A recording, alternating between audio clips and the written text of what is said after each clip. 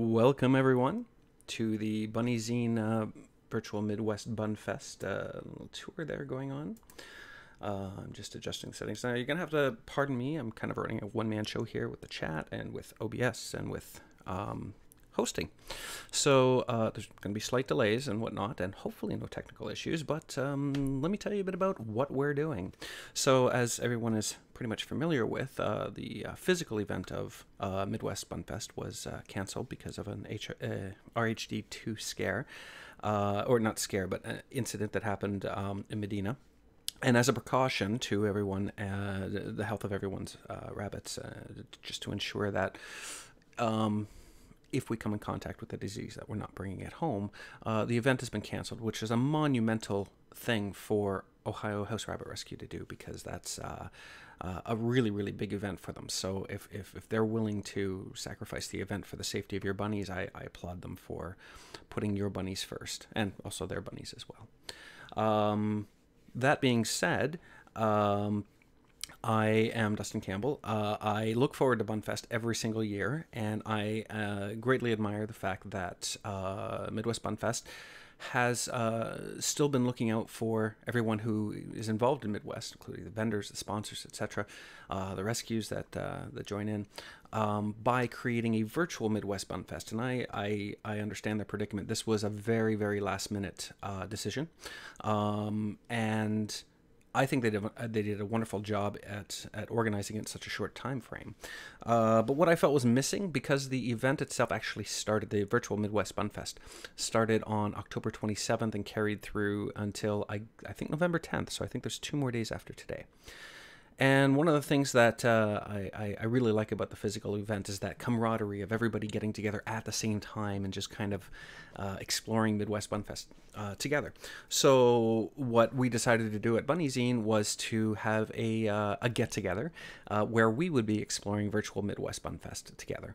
Now, I don't know what's up ahead, because I haven't actually been examining the virtual Midwest Bunfest page. Sometimes a couple of things show up on my news feed, but I've been purposely avoiding this just so I can get a chance to explore this fresh online with you guys. So a lot of this is going to be a surprise to me. And if you've already checked it out, that's great. You can explore it with us again. And if you haven't, well, we're available now. And if you are not here for the live stream, well, there's still 2 more days left in order to check out the posts. So how the virtual Midwest Bunfest is running is, we have a virtual Midwest Bunfest Facebook page, which I've got on the screen right now. And the participants of Midwest Bunfest, the physical event, have been welcome to post on this event. So they would have their own, I guess, pages. From what I understand, they would have their own pages. We'll explore in a bit, where they create their virtual table and then they post it on here. So we'll check out to see whether or not that's how it unfolded, or however means or whatever means they intend to promote their products and services and whatnot, or even if it's just rabbit information as well. So because I know a few organizations that are there just to promote rabbit education, and this gives them an opportunity to do that, which is fantastic. So, hello, Walter, the Wonder Bunny. I remember you. We had you in one of our issues. It's good to see you in chat. Again, I will try to be as engaging as possible, but just bear in mind, I am a one-man show that's happening here. And we also have some guests coming up. So it's not just the exploration of the page. Kind of on our lineup, well, no, exactly on our lineup, we have quite a few. I think we have 5 guests. We have... pardon me, I'll get a correction when we're actually talking, but I think it's Mickey Ninehuser. I'll verify the pronunciation of that when we talk. From Oxbow Animal Health, she'll be joining us very, very shortly, as well as Nathan Owerski from the Bunny Barn, and again, I apologize if I'm mispronouncing any names. Wolf from Small Pet Select will be on with us. Nancy Laracy, the author of Bunny Boy and Me, will also be joining us, and Ken Everson from Dr. Doog's Bunny Farm will also be joining us. So pardon me if I'm constantly looking over to the side there. I am trying to keep an eye on things while things are going on. So hi ICBM 63, it's good to see you. So why not dive into it? We got about 10 or so minutes before I'm expecting to get in contact with Mickey. So until then, let's actually dive in and actually check out what Virtual Midwest Bunfest is all about. So here's the initial posting. We can see we've got oh yeah, it is until November 10th. Okay, that's awesome. So we do have 2 more days left for this event. So 2 more days. Anything can happen in those 2 days. New postings, etc., etc. I really don't know what we're in to expect through this. Okay, so just the intro. Virtual Midwest Bunfest is presented by Ohio House Rabbit Rescue. So it was created to help sponsors, vendors, and rescue partners to recoup lost funds by the event cancellation, and also I assume to the potential income that would have been sold if they had been there selling their wares. So I agree with this idea. I think it's really cool. I also like the idea of a virtual component. I'll be asking a few guests what they feel about it, because I kind of think running, and again, this isn't saying they're gonna do this. This is just me being overexcited about Midwest. I like the idea of a virtual component going alongside the physical component. So if you're watching Midwest Bunfest, just tuck that idea away and maybe, yeah, maybe. Anyway, we got a year to figure that out. But I do like this idea of a virtual component going in with it. So yes, it'll run until the 10th, and they're able to post. So let's just check out some of the postings that we have here. I won't start with the recent posts there because that's just kind of a summary. Let's go into the actual. Are we going to load up, or do I need to see discussion?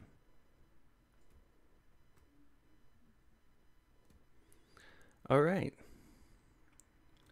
So first up to date, we have, or first on the posting is Stace Fedden. Hopefully I pronounced it right. I'm so conscientious about that, but yeah, I'll go with it.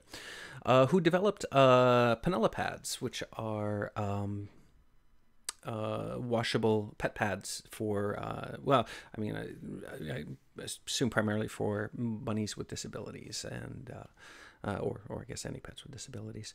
Let's check out her website. Let's see if this is going to switch over. Panella pads, eco-friendly pet pads. Now, I was familiar with Panella pads. We did do an article on Panella pads in Bunnyzine. I like the concept of it.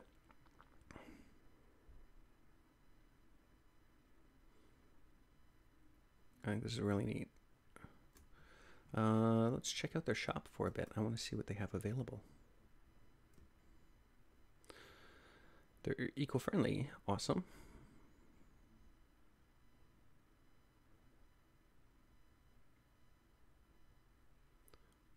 Okay, so we got Panella pads, and we got Panella pads Plus for senior pets, disabled pets. Oh, okay, so it's got more cushioning to it, which is I think really nice. I'd be kind of interested in seeing the price comparison of that. I just want to keep wary of the time because I know we will be getting a call soon from Mickey. Custom size orders are always welcome. Very cool. Okay, so do we have prices listed, or is this kind of a... Ah, there we go. Oh, hey, really cool designs here. I like this. I like the first one. It's really cute. Oh, this one here is... I like this one too. There's a game that came out recently that reminds me of the style of art, and the name is evading me, but I really kind of like it. Oh, okay, this one won me over. The Tale Me a Story. Let's check this out. $17.99, or from $17.99. So that may change depending on size. Let's check it out. So $37.99 for a large. I'd forgotten what the sizes were. I'd have to go back to the other page. This is a really cute pattern. I like this. Oh, hey, Angela, that's actually really cool. I never thought about that. I mean, I was wary of things like, the physical event and a lot of people not being able to go because of the timing or not being in proximity by, a few hours. But I never actually thought about other countries now being able to have an outlet to to access, and that might actually add to the additional point of having a virtual component as a regular ongoing thing. I think that's really cool. I don't know necessarily about the FB page format, but we got like a lot of time to make up ideas and stuff like that. I like these designs too. ICBM. This one, I like this one in its simplicity. It's really, really cute. But this one's adorable. The Tell Me a Story really charms me.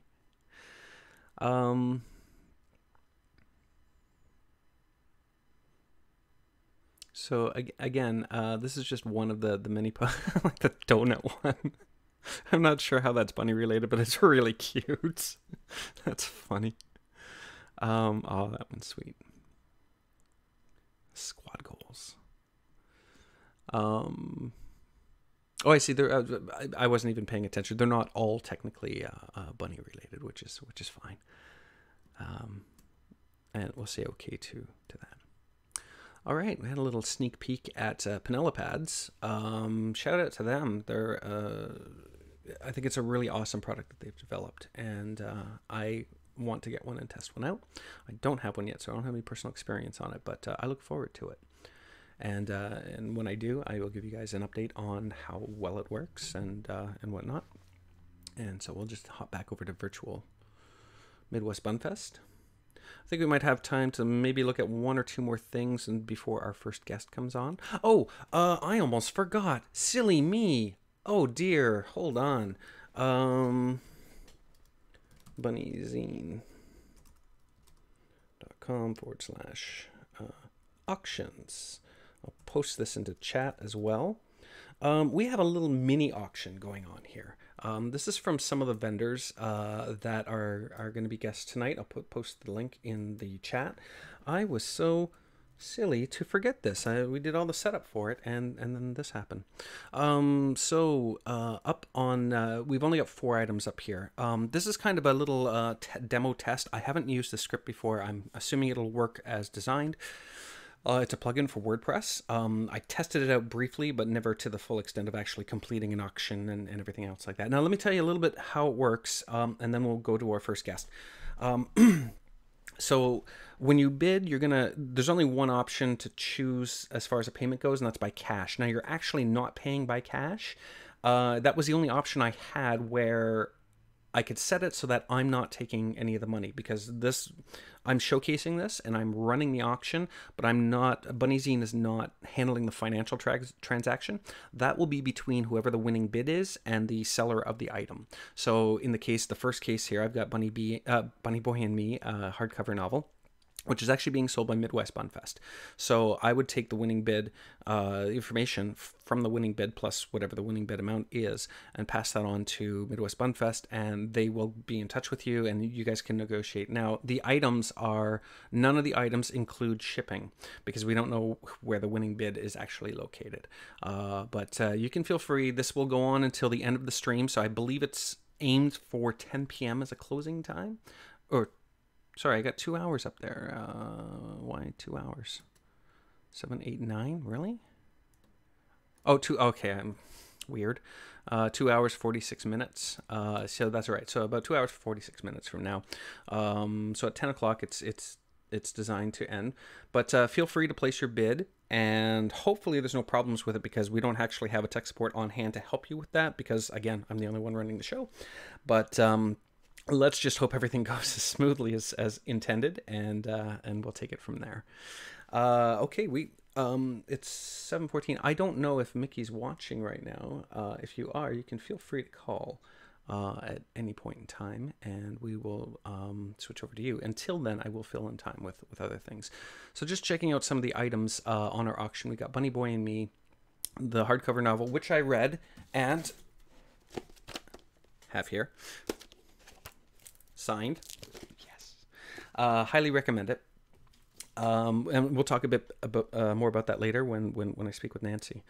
And then 3 other items that are all from the Bunny Barn. And it's the Busy Bunny toy bundle, which I really like. So now I'm personally not able to bid on any of this because I find that to be a little unethical, right? Other Bunnyzine team members, if they want to bid on it, that's fine. It's because this is primarily this whole event is just kind of me whipping this together, so I'm not going to exclude them from being a part of it. But if I personally am not going to be a part of it, I'll buy these directly as opposed to that. And the Chew Me Bunny toy and the Chew Me Christmas toy, so the Christmas version of the Chew Me toy, and we'll talk a bit more about that later on with Nathan. But I did want to let you know that the auctions are up and running right now, and you can feel free to place your bids, and we will revisit that a little later on. I can't believe I almost forgot. I should have a series of notes here to help me out. So that was Panella Pads. Let's hop back to virtual Midwest Bunfest.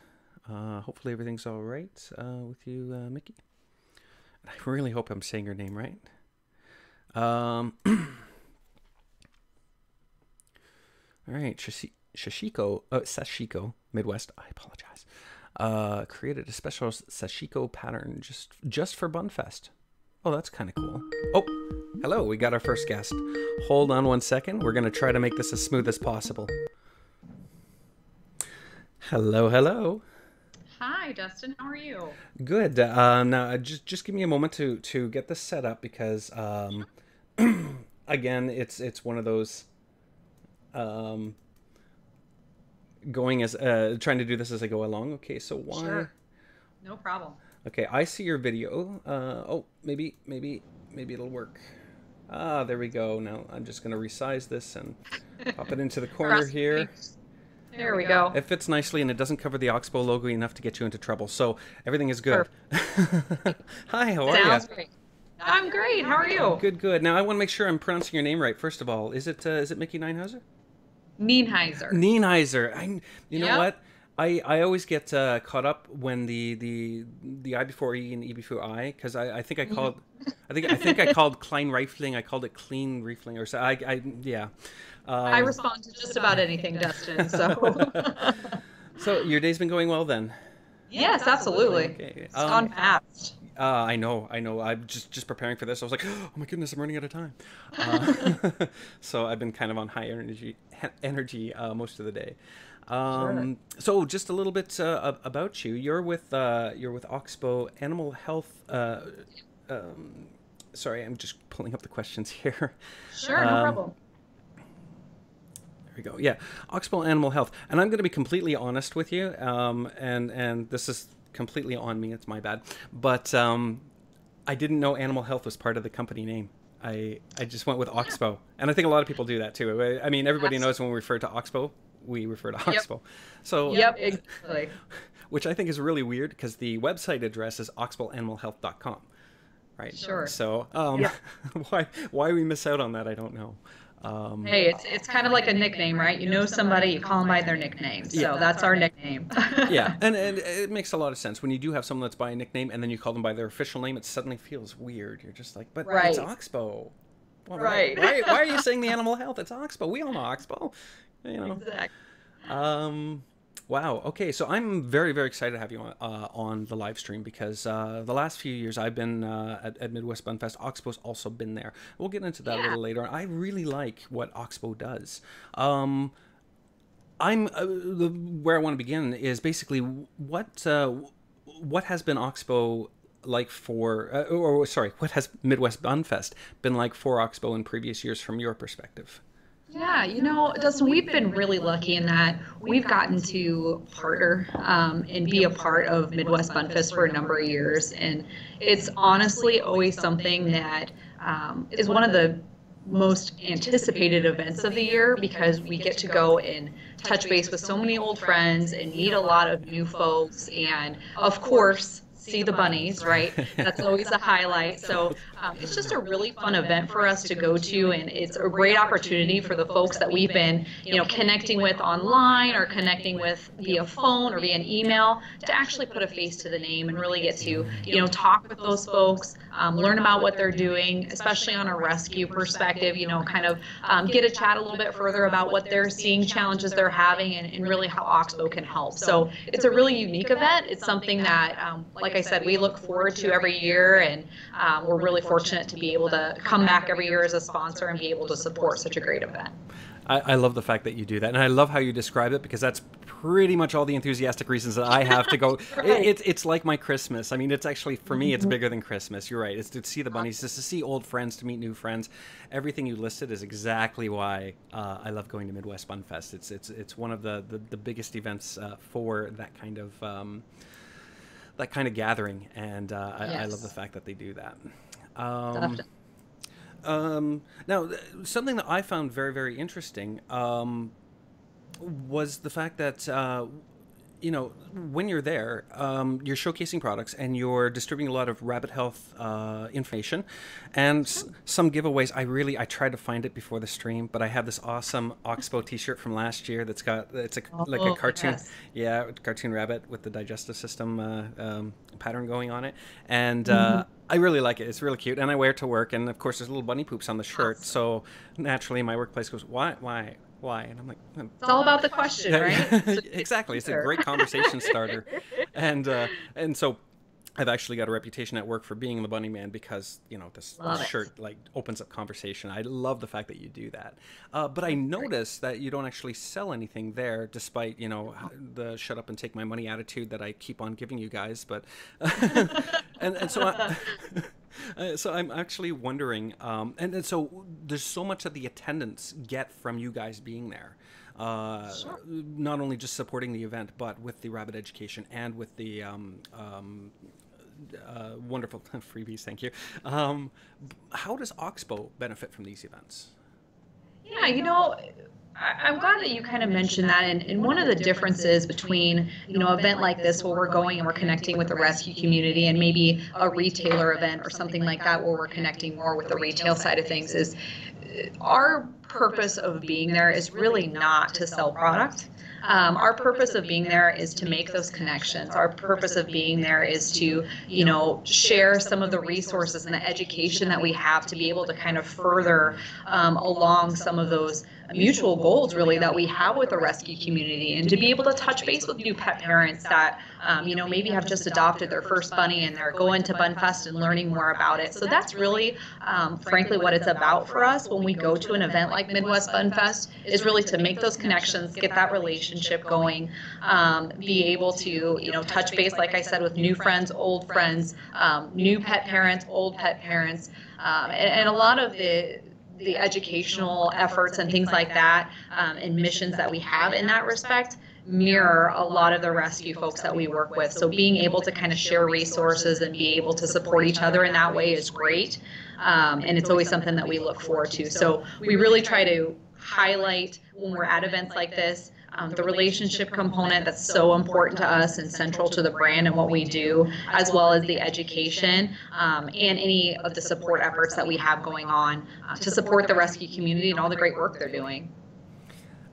One of the intriguing things about your answer was that I realize now how not bigger picture I'm thinking. I actually have always viewed Midwest Bunfest as a gathering of old friends. I never actually stopped to think, hey, you know what? There's going to be absolutely new people coming in here, never having handled a rabbit or cared for a rabbit or anything like that, which instantly makes having an educational resource absolutely perfect. Right, so Sure. I like that, and I have no idea why it didn't dawn on me before.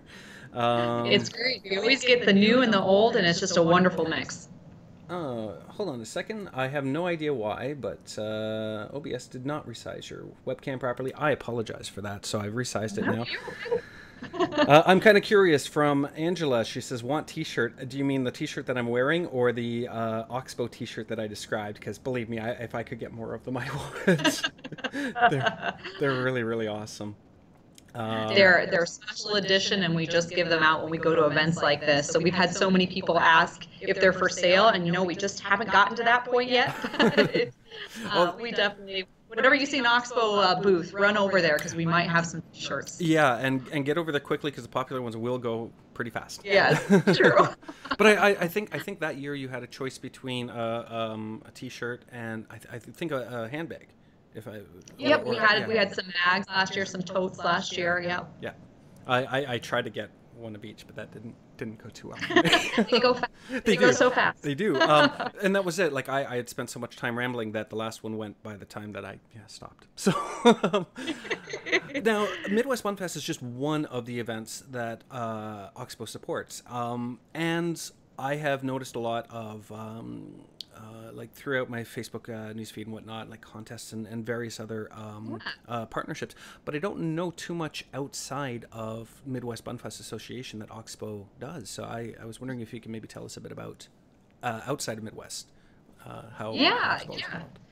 Yeah, we actually, a lot of it is an outreach through our rescue program. One of the benefits of being a member is the ability to reach back and ask for event support. So we do a lot of events, whether they be the scale of a Midwest Bunfest, which is kind of on the larger side of the events that we support, or simply maybe you're doing a little bunny yoga or something like that for your rescue and trying to get some fundraising dollars in place. We support really the full gamut of different types of events across the nation and even into Canada as well with the program. So we're very fortunate to be able to partner with folks in that way and be able to provide that support and help folks to fundraise. Rescues do so much with so little that it's really exciting for us to be able to just support their efforts, and especially, of course, near and dear to my heart as an educator, being able to support those educational efforts as well. So we do different ones every year. We have some that we come back to year after year, like Midwest Bunfest, but we're very lucky to be able to touch base in several different ways and several different levels across the nation. That's wonderful. This is like perfectly 100% honest. It's one of the reasons why I'm very, very loyal to Oxbow. It's because of the activity that you have in the outreach, and I don't want to and I'm not going to bring up any competitors or anything like that. And I'm sure that they also do efforts, but they're not as widely known. And so when I see a business actively getting involved in things that I'm interested in, and that news is being shared with me, I can't help but get excited about it. I really, really like the fact that that Oxbow does that. Yeah, we love it. It's a great feel good, and also to know that we're supporting the boots on the ground effort that you all are doing day in and day out. So it's really great. So are there various ways? Like I know, like if they need fundraising, you'll help Sure. in that. Like, do you mean by promoting their fundraiser, or like I'm just kind of wondering the types of Yeah. ways that you support rescues. Yeah, so we'll support in a variety of different ways. Like I mentioned, we have our rescue program, which is really kind of our long-term support program for folks that really have our species, like the bunnies, the guinea pigs, the chins, things like that, that need kind of that long-range support. So we have, some pricing specialty for them to be able to reach out and get some specialty pricing direct from Oxbow. We have our rescue specialist on board. Her name's Christy. She's able to kind of work with folks that are members of the program, have kind of that specialized education and adopter education out there that we showcase at Midwest Bunfest. And then additionally, we've got, again, that event support as well as emergency support. I mean, we know that rescues are notorious for, helping out with hoarding events and hurricanes and things like that, in which they are bringing in these animals that are taxing the resources. And that's one of the ways that we can reach out and support as well, in addition to more of the event side of things. So it's a variety of different ways that we can connect with our partners and say, what are you dealing with? What's going on right now? How can we help?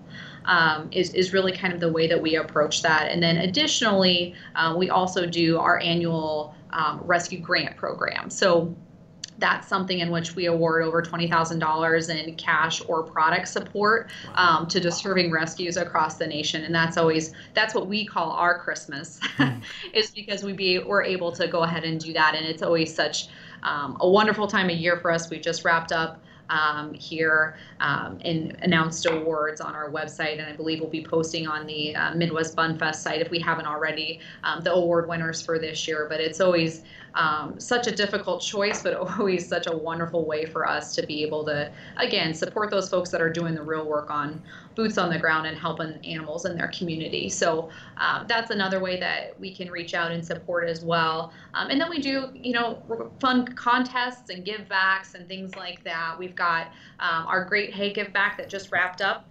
That's an annual give back campaign that we do every year, and this year it was tied to hay. So a portion of the proceeds of hay that was sold during that month went directly back to rescues, and we were able to award rescues with $1,000 cash prize for those winning rescues. So again, we're very fortunate to be in a position to be able to support folks that have a very similar mission to us, and rescues definitely fit that bill, and we're excited to do so.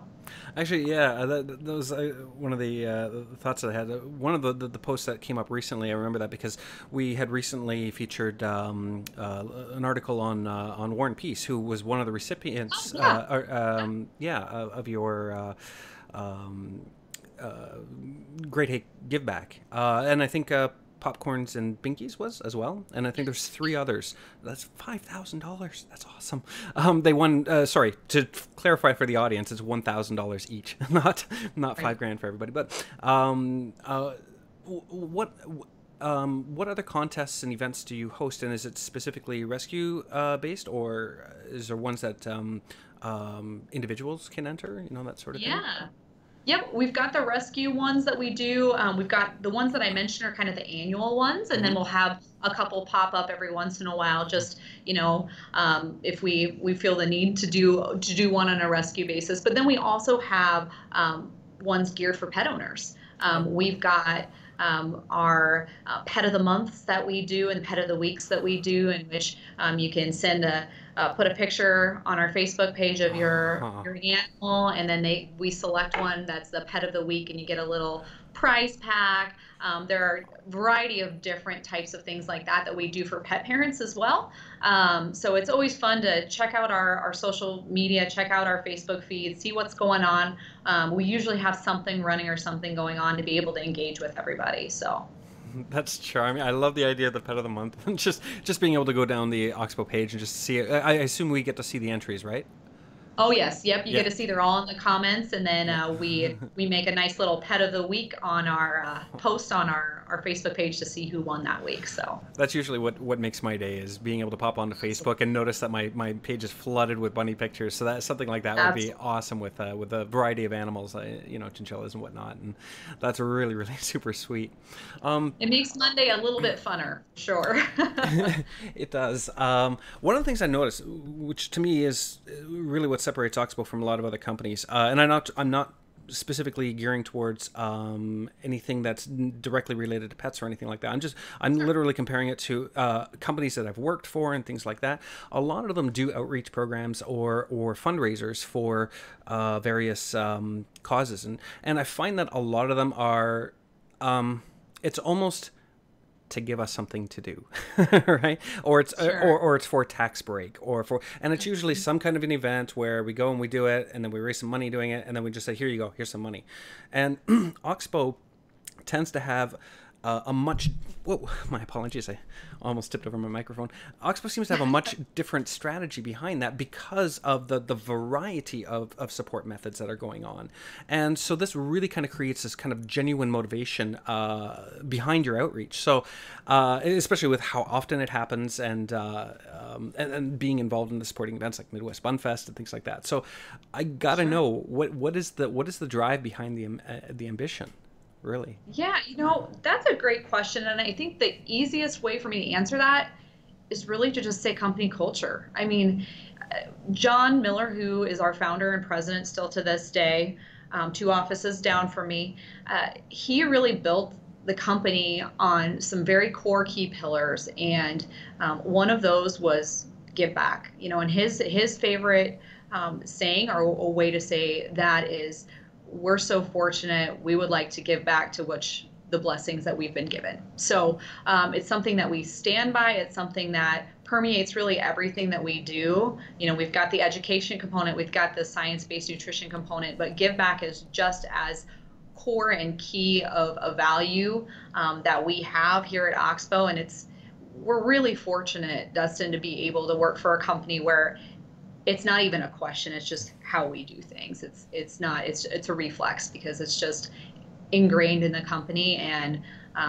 it's wonderful to be able to work for a place in which it's not even a question of whether we should or whether we shouldn't. It's just, that's the way that we do things. So I love the fact that that it's baked into the core of the company, as opposed to, again, places that I've worked for where we're, oh, let's have an annual event where we're, raising funds for such and such a charity, where it's more of a sideline thing. I love the fact that it's baked right in, Mickey. That sounds like that's precisely the kind of thing that I was hoping to hear from you about Oxbow, because that's the impression that I was getting from it. So yeah. If they're looking for whether or not that their impression is being validated, it definitely is, because that's exactly the message that I'm receiving from it. I just have a quick question, and this is on the spot. I apologize. It was something that ICBM said. ICBM 63 says that their favorite Oxbow event is the monthly Ask a Vet FB live stream with Micah. Micah Coles. Great opportunity to ask questions of Oxbow's small pet veterinarian. Encourage everyone to tune in. I am unaware of this, so can you tell me a bit about it? Yes, this is a really popular event that our veterinarian on staff, Dr. Micah Coles, he started doing a couple of years ago, I believe, and it's really been picking up steam for us. And it's a live Facebook event.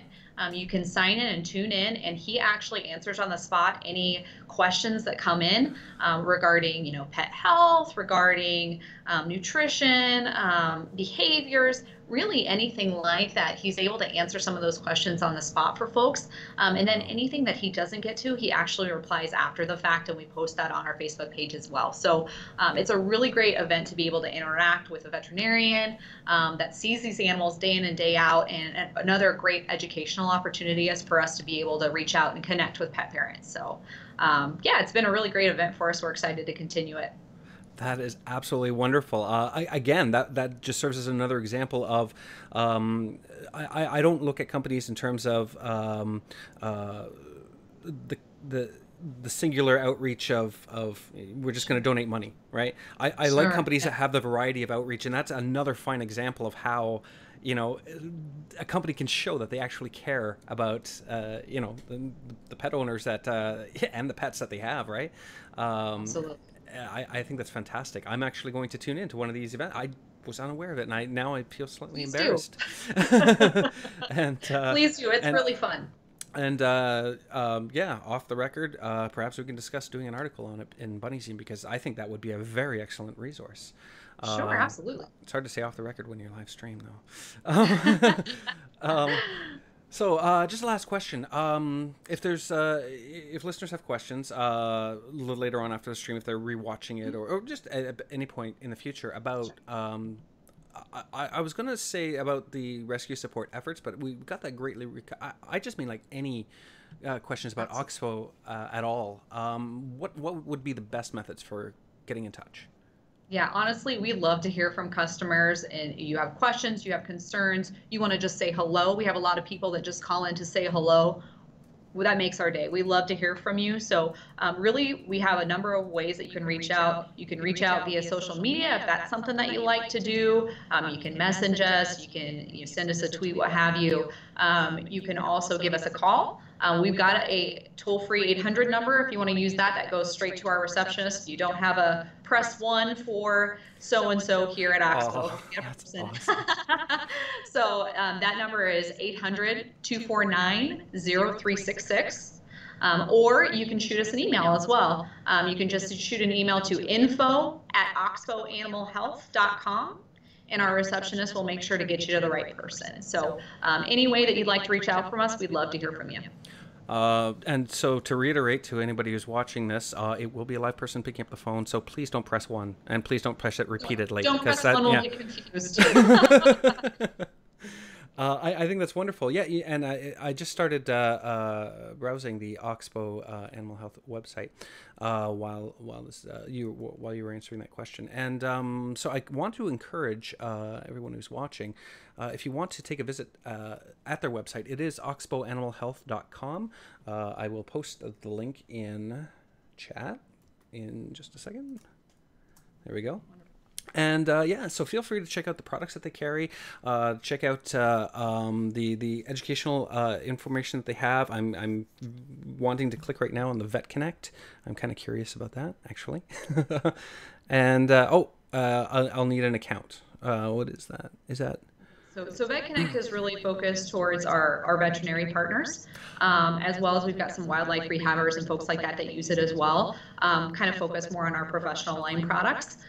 So yep, you can just click on it, you can enter in your information, and then you get a login from there. Oh, very, very wonderful. I love how you've broken up the website into everything from small pet care, the Oxbow Way, which I assume is the company mission statement or motto, and a bit more. And I it's a really, really nice design, and I definitely encourage everyone to check it out. And I really, really want to thank you, Mickey, for taking the time to have this interview with us and to discuss more about Oxbow. Sorry. Thank you so much for the opportunity, Dustin. This was great. Thanks so much. I enjoyed it a lot, and again, you've only further solidified my my support for Oxbow. So well, thank you so much. Thanks so much. Have a wonderful day, and we'll talk to you soon. All right. Thanks, Dustin. Thanks, everybody. Thanks, Mickey. All right, so I am just going to pop us back over to the screen. So yes, thank you, Mickey, so much for being our first guest in a rather rushed kind of style of a live stream for Virtual Midwest Bunfest. I think that went really, really well, and I really appreciate the information that you shared with us. Particularly, I like the clarity on the various things that Oxbow does, because I was aware of some of it, and that's what drew me in to Oxbow. But hearing the rest of it, and again. Thank you, ICBM, for letting us know about the Ask a Vet. I thought that was a brilliant thing to know. So hopefully I'll be coming up with more information, not during the stream, of course, but in Bunnyzine about the Ask a Vet FB live stream, because I'd really like to tap into that and find out more about it. So the next guest we'll have, which isn't for a little later on, leaning more towards 8 o'clock, will be Nathan Oberski from the Bunny Barn, and we will be chatting with him about the Bunny Barn and about the auctions. I'm kind of curious how that, maybe I'll save that for later. For those of you just tuning in, we are doing a live stream exploration of Virtual Midwest Bunfest. We just conducted an interview with Mickey from Oxbow, and we also have a little mini auction that's going on. I'll just post the link in again if you care to bid on just a handful of items that we have up there. And I'm actually just going to continue on with the postings that we came here to explore while we wait for our next interview. I wanted to get back to this. So there was a special Sashiko pattern just for Midwest Bunfest, or just for Bunfest, which I assume they meant Midwest. I'm a little curious about this.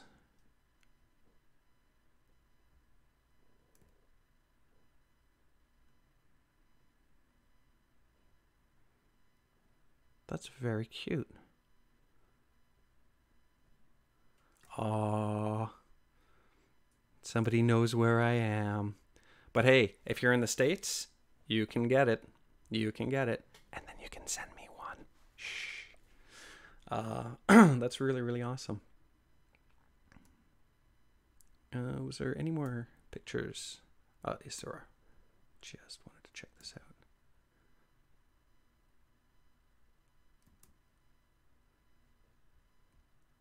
These are really cool stitching patterns.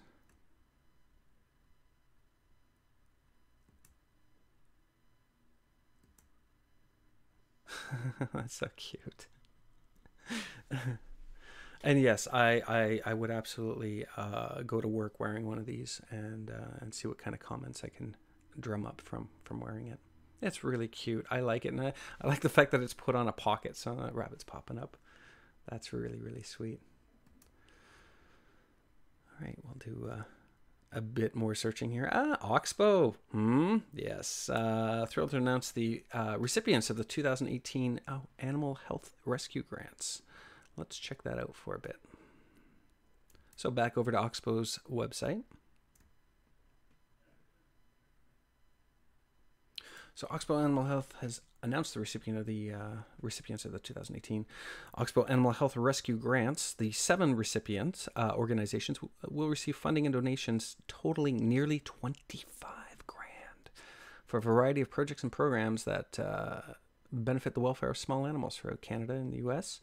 I know I reversed that because I'm biased.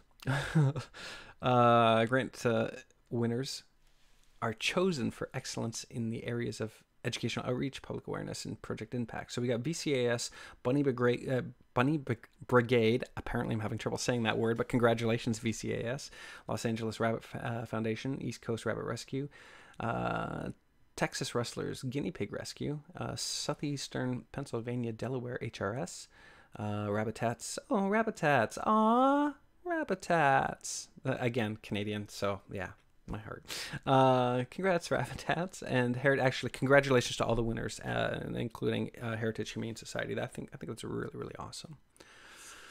Again, they have a lot of programs that they run. Like that's an entire portion of the company just to juggle all of these efforts that are going on. I think that's really really cool. Trade you for the Oxbow shirt? Maybe, maybe. It's just it depends on whether or not I can get another Oxbow shirt. I kind of want to. Okay, so Nathan is the next guest that will be coming up from Bunny Barn. And this is the kind of things that he builds. And this is Muffin and Bugs testing out some of the new design. I think it was called the Lookout. Did I read that out? Lookout Point, which will be added to the website soon.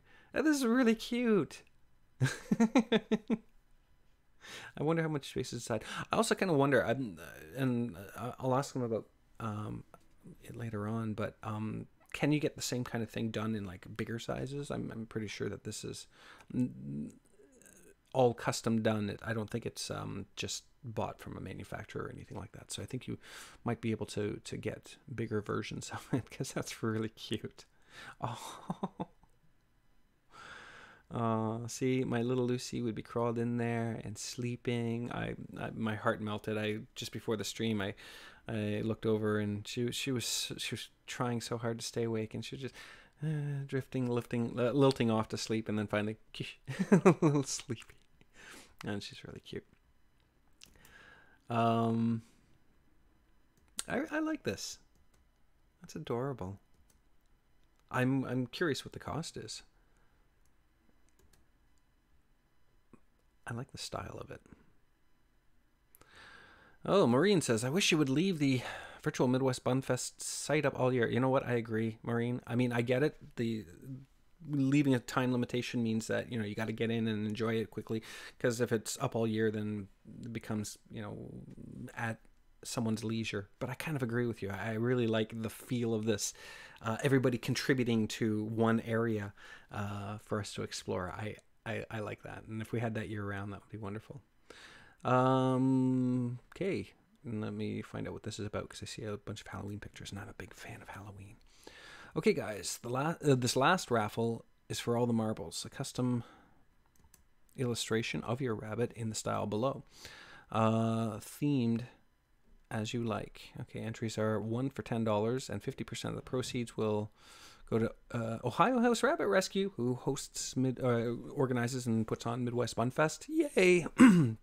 Yay. The raffle will stay open until Monday, 10 p.m. Eastern Standard Time. Okay, so that's wonderful. That's still on. Okay, I guess you just buy tickets directly through PayPal then. 1 for $10. Okay. And we'll just check out some of the artwork here. Oh, it's one picture. That's so cute. I like that.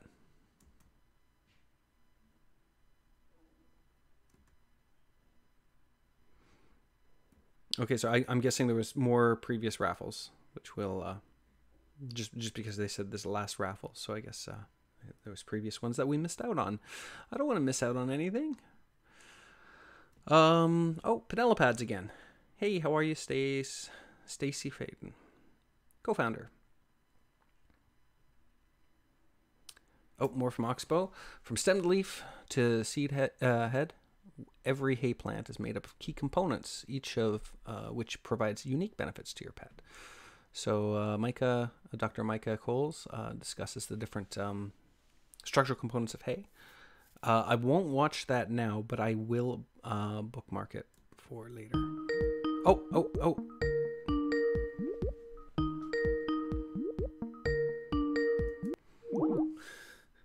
Sorry about that. I can't answer that call right now. Just from being live streaming, you'll need to send me a message, and hopefully I'll be able to get it. Just because we do have another guest coming through.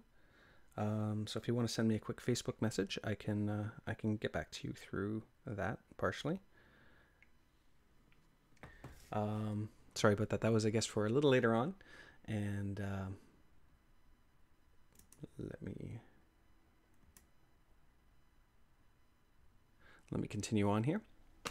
So yeah, I again, another aspect of Oxbow that I like, just simply an educational video. And to be honest, I'm actually kind of interested in this one because I never closely examined all the components of hay to really understand it. And then I'm sure, or I'm assuming, that will give a better judgment on when going to buy hay, what to look for in terms of quality and understanding the different portions of it. Don't forget to check out the Pip Squeakery's virtual table before the end of Bunfest. We have lots of exciting ways to help and some really cute things to sell. And I like the Pip Squeakery, so I'm actually going to check them out. Not that I wouldn't check them out if I didn't like them, but I actually do. I on a biased side of me, I like the Pip Squeakery. And I apologize if you hear emergency vehicles. There's emergency vehicles going by, so... No, it's okay. It's a live stream. No, I'm kidding. They're much more important than what I'm doing. Midwest Bunfest may have been canceled, but that doesn't mean we can't have some fun and raise some funds. That's true. And I don't consider this a cancellation now that they have this virtual event. I really am enjoying the virtual event. Again, pushing forward the virtual component. And sorry, I'm going to end up guilt tripping them into doing this for next year's, as a part of next year's event. So let's check out what they got. Yesterday I posted about a way to help Pip Squeakery for $1, and it was wildly successful. Lots of people signed up and bought stickers, which generated nearly $200 in store credit for us by signing up through this link. Okay, so we got an affiliate link, which you can support the Pip Squeakery on, and I found a $10 credit.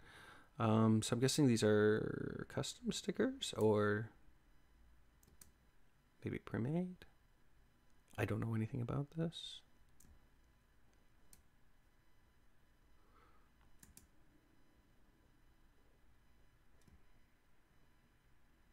I'm guessing, yeah, they'd be custom if we upload artwork and things like that. We get 50 stickers for $50. And twice the amount for $5 more. So I can definitely see why you would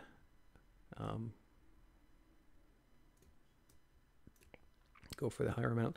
So if you're if you're looking to promote your business or anything like that, need marketing tools, I think something like this would be very, very handy. I haven't price checked with anything else. Obviously, we're just discovering this for the first time. So, but yeah. I'm, 500 for $100, I'd be okay with that, or 87, but I'd be okay with that. That sounds good.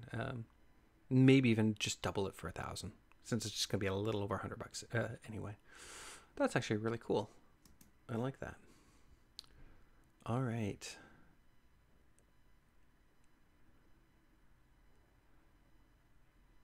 Okay, so that was that post. Celebrate Midwest Bunfest. We made a coupon code for free shipping to anyone or everyone in the United States in our Etsy shop. So just use Bunfest. Free shipping through October 31st. So unfortunately, we were late for that. That's my fault for having the stream so late. But let's check out their Etsy shop anyway. What is this? I'm sorry. This is just too cute.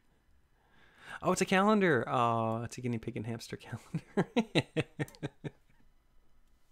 Okay, that's adorable. Aw, that's way too sweet.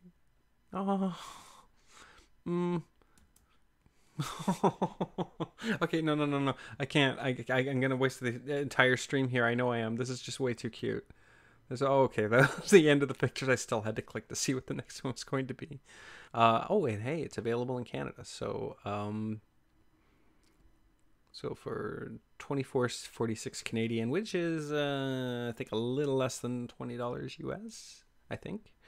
I could be wrong, but my conversion isn't exactly great. Plus another $6.11 to ship. That would be really cute. That's adorable. Let's check out some of their other work. We can do it. That's cute. Oops. My bad. Okay, I think we'll stop there. I won't click on view all 167 items at the moment. Otherwise, I will get gridlocked here. I really like this. I think this is one of my faves from what I've seen so far. This is really cute. That's adorable.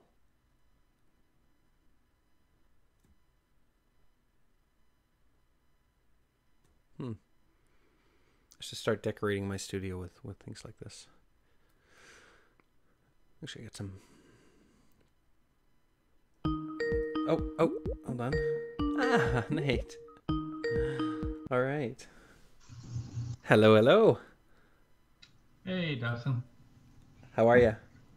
Great. How are you? Good. If you just give me a moment, I'm just going to have this set up for you. Sure. Part of the manual live streaming with one person. There we go. So I'm just going to resize this. I know people are seeing this while I'm doing it, but it's the only way that I can do this. Yay! Okay, put you there. And Nathan, how are you? Great. How are you? Good. So everyone, I'd like you to meet Nathan from the Bunny Barn. We had actually, I don't know if you've been watching the stream, we actually came across one of your posts where you had Lookout Point. Oh my God. Lookout Point is so cute. Yeah, that's one of our newer ones that we're coming out with. It's absolutely adorable. I'm going to put up your website here, just so viewers are going to be familiar with your website while we have a discussion. Okay. So your day's been okay so far? Yeah, it's been great. Perfect. And I'm going to post a link in chat to it. Perfect. Okay. Sorry about that. I wish it was a little smoother. If I had someone on the tech side to handle this for me, that would be even better. But I just kind of want to get into, just jump straight into the Bunny Barn and what the Bunny Barn is. Because I know people who have attended Midwest know what the Bunny Barn is. But I'm assuming that there's going to be people who aren't familiar. So I was wondering if you could let us know. Yeah, most definitely. We are a new startup.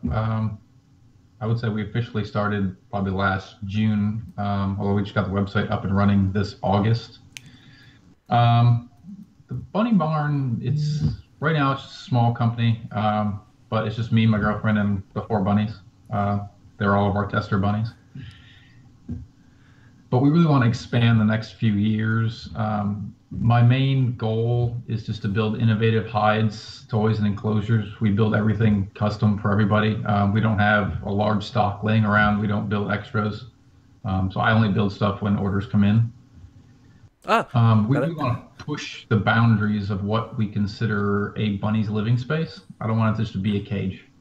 Ah, wonderful, wonderful, wonderful. That was actually going to ask that. I mentioned earlier on when we saw your post on Facebook whether or not things like so the lookout point when it does become available, people could write to you and possibly get that in a larger size.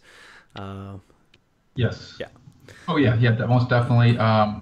Everything we design, just because I have 8 pound and less rabbits, everything's pretty much designed for them. But we do build larger versions. Actually, behind me right here Oh, is that's actually an extra large buncopter. So it's about a time and a half the size of our standard buncopter, and that's designed and built for some of the larger breeds like the giants. that's wonderful. I'm sorry. Could you just show me just quickly again? I thought it was that is so cool. I Yeah, love we're it. that's a reference picture on how big this is. Oh, wow. Yeah, it's about 60 inches from the front all the way back to the tail. That is incredible. Oh, wow. That is incredibly large size. I can imagine. I got to know, have your bunnies been playing in it? Like, are they enjoying it? Yes, actually, if you look at the website under our shop page, the Buncopper XL is up there, and I did put that in the bunny room for a couple hours for them to play on and kind of test it out and make sure everything's up to the standard of them. I'm assuming that's under the climb and hide. Oh, yeah, there's a Buncopter Yes. XL. Yep. Just quickly going to that. We're already on your website, so I thought I'd go over to the page. Oops. Oh my God, it is huge. It is You know, huge. Wow. it is And when I it's built that, I was actually I designed everything in CAD first before we build anything, and I was actually surprised when I built it on how large it really was. wow. Yeah, we see it in comparison to the regular Buncopter. That is massive, and it's only 200. Is that Yeah, is no, that that's not a pricing it's not error, an unreasonable price. The shipping I think is going to end up probably being a lot, but just because of its weight, it does break down. Everything we sell breaks down flat, so everything ships in a flat box, and we assemble it with some screws. We have a pretty detailed manual for all of our stuff. That's wonderful. I really like this. This is and you're right. It's very very reasonably priced. I mean, generally a lot of custom stuff for pets, especially exotic pets, end up going sky. I mean, just an X Pen in Canada anyway is already about anywhere between $80 to $100. So and that's Yeah. just an X Pen. So I think that's very very reasonably priced. You just said you kind of officially started in June. So have was it just last year's Bunfest that you were attending? I attended. We did not attend it as a company. I really didn't have anything ready yet, Okay, at least not to my expectations to be able to sell there. right. So I went for my first time last year and had a blast. And I really wanted to be a vendor this year. Hmm. We applied early. We got in, which I was really excited about. So I was a little disappointed when they canceled it, but I completely understand. I support them 100% on that. Yeah. And I'm really excited to be part of it next year. I mean, I definitely concur. I'm definitely heartbroken about the cancellation, but when I look at their perspective and they're willing to put my bunnies ahead of like this the biggest event of the year for them, I'm like Yep. that actually means a lot to me. So anyone who cares enough about my rabbits to do that, I can't help but have admiration for, and it just means that we're going to support them twice as hard next year, right? So. Completely agree. Um, Speaking of which, like obviously this year we've had kind of a quick solution by having a virtual Midwest Bunfest. None of this was actually planned prior to knowledge of the RHD2 case, but I personally, I'm actually really liking the virtual aspect, and I've been hinting throughout the stream that maybe they should consider it for the. What do you think? What are your thoughts on having a virtual component to the physical? I like it, and I definitely think it will not improve, but expand the boundaries of it. There's a lot of people, even with the Midwest Bunfest, when you check out on my website, I do have a drop down asking where you've heard of us, and I got a lot of responses over the last few weeks from Midwest Bunfest, and that's not just people I don't think who would really be there, because there's people from California who have put that, who all over the country. So for me, that's definitely a plus. Just seeing, they're obviously seeing the Facebook page and all the Facebook posts, and they're looking at that. And I definitely think that if, in addition to the physical event, if that is added, it'll definitely expand the boundaries of Midwest Bunfest to more than just our local area. I love the fact that it's actually having a direct result. Like you're actually able to quantify and say, we got this many people interested because of Midwest Bunfest. I think that's really, really awesome to hear. Yes, yeah. So aside from legal requirements,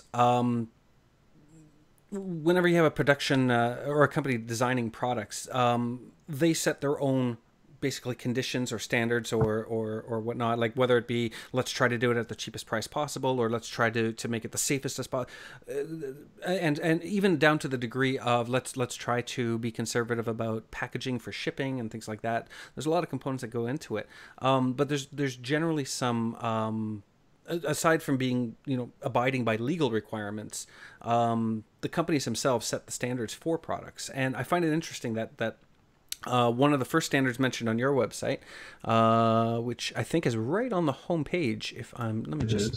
Yeah, I saw this and I was just like, oh my God, that's really, really awesome that you took into consideration. It says right here, yep, we try to design all of our products to meet the Rabbit Welfare Association fund A Hutch is Not Enough campaign, RWAF. Sorry about that. I thought that was a very, very interesting choice that you guys made, because, you could choose not to care about the size of your items or the overall safety of the bunny. Like you sure meet legal standards, but to go the extra mile, how important, it says to me that you put bunnies ahead of sure, this might be a little bigger and so it's going to take up a little more real estate in your home, but your bunnies are going to enjoy it because it's nice and spacious and etc. So how important was it for you guys to put bunnies ahead of the people buying for the bunnies? Honestly, it's extremely important for me. And I know most companies, the way you develop a product, you come up with an idea, you figure it all out, and you try to make everything cheap.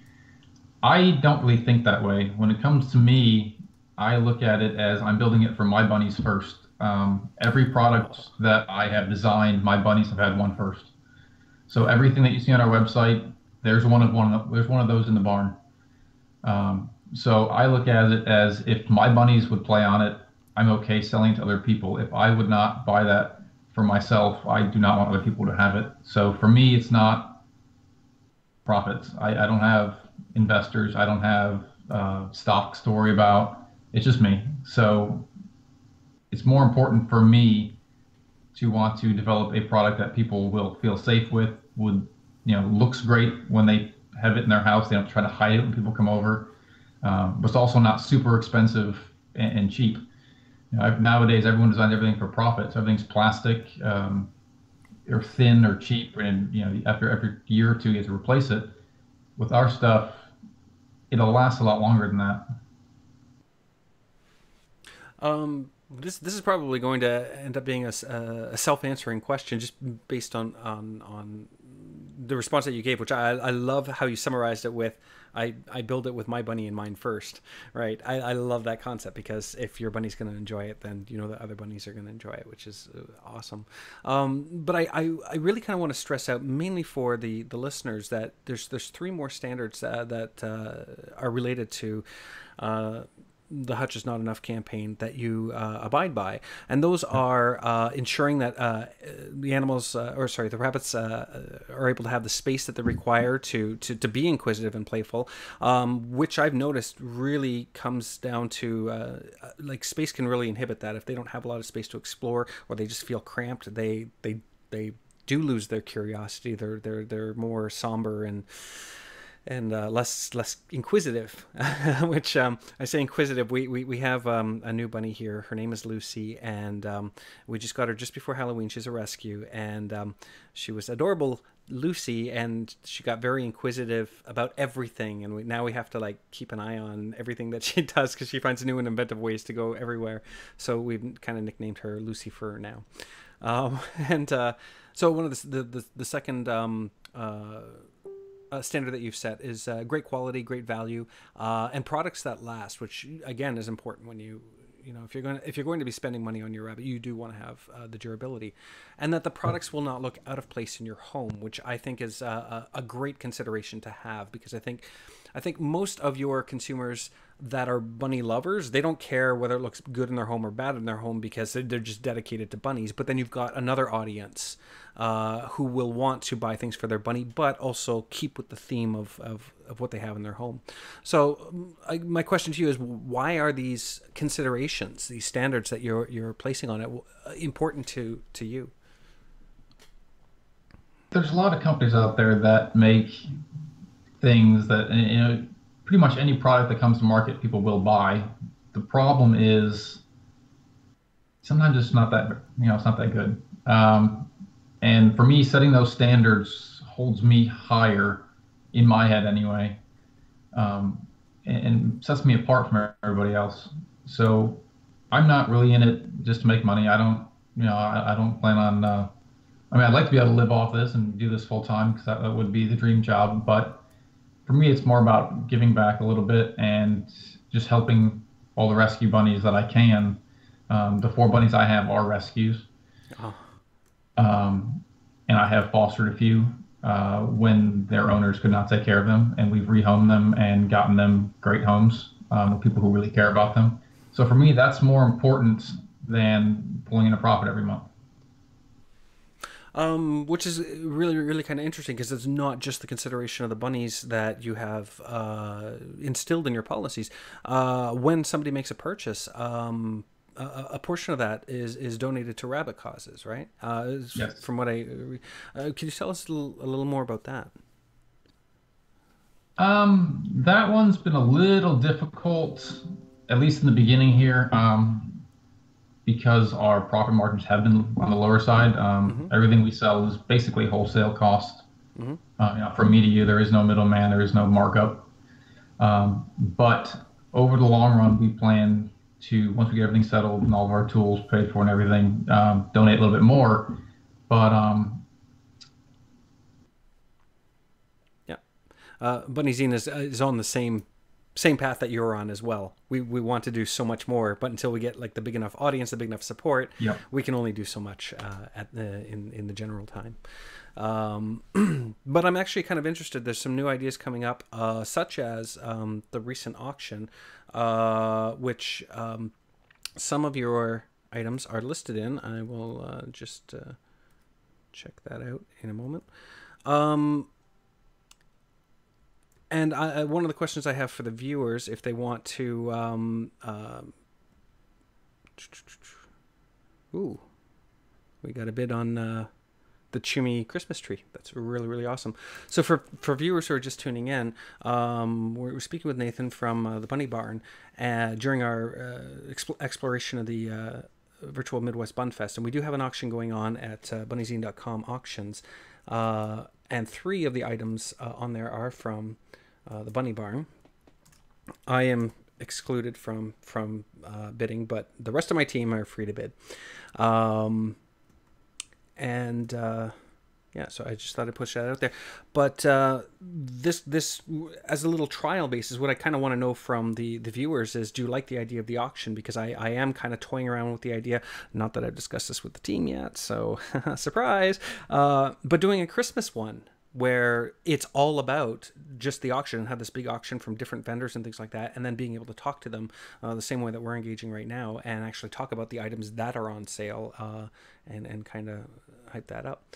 Which I do actually want to talk about in a little bit, is these particular items that are on the auction, if you're okay with that. Because I know I didn't really list that as something, as a topic that we were going to discuss, but I just thought about it now. I'm like, who better to ask? Right? So, okay. So I am curious, because you do have bunnies and you're dedicating this particular project and basing basically a business off of making these items that are pretty, purely revolved around rabbits. And I'm really, really curious what got you into rabbits, because you're putting a lot of dedication towards them. It's actually a pretty interesting story on that one. When I was growing up, my parents are divorced, but my mom never would let us have any kind of pet. The only thing I was allowed to have was fish. And we used to beg for pets. But I got my first rabbit when I was 21. I had an apartment. I lived alone. and I was considering getting a pet. And as anyone does, you start with dogs and cats, and bunnies were not really on the radar.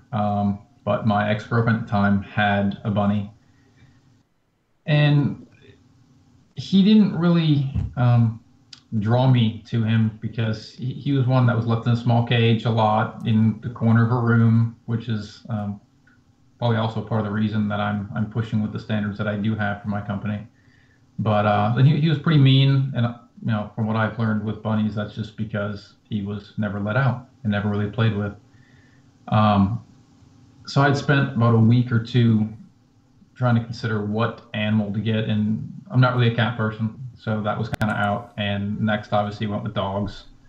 And I had stopped into one of the local Petcos near my apartment to kind of see what animals they had available. And they have all the small animal cages with the hamsters, guinea pigs, rats, and ferrets, and cats and the dogs. And off to the side, not buried, but kind of behind some stuff, was this large round cage. And I forget what rescue it was sponsored by, but it was sponsored by one of the local rabbit rescues, I believe. And there was one Harlequin bunny sitting in it. And I'd walked around all the other animals, and I get to her, and I just kind of squatted down in front of the cage. She walks right up to the glass, kind of puts her nose against it, and just stares at me. And then she starts doing the face wash, which is super, super cute. And that was the first time I'd ever seen that. So that definitely had my attention. And I kind of watched her for a few minutes, and I was intrigued. But I really wasn't in a rush. So I thought, well, I'll think it over. I'll try to consider my options, and I'll come back. I must have sat in my car outside for 10 or 15 minutes, and I couldn't leave. I kept thinking about her. She was the only one left, and I just felt horrible that she was going to spend a night alone in that cage. So I walked right back in. I didn't have any supplies. I didn't know what I was going to get. I knew nothing. I bought, I don't know how much money, and found the biggest cage we could get, every toy they had, everything. And that's how I got Muffin. And that's where the bunny obsession started.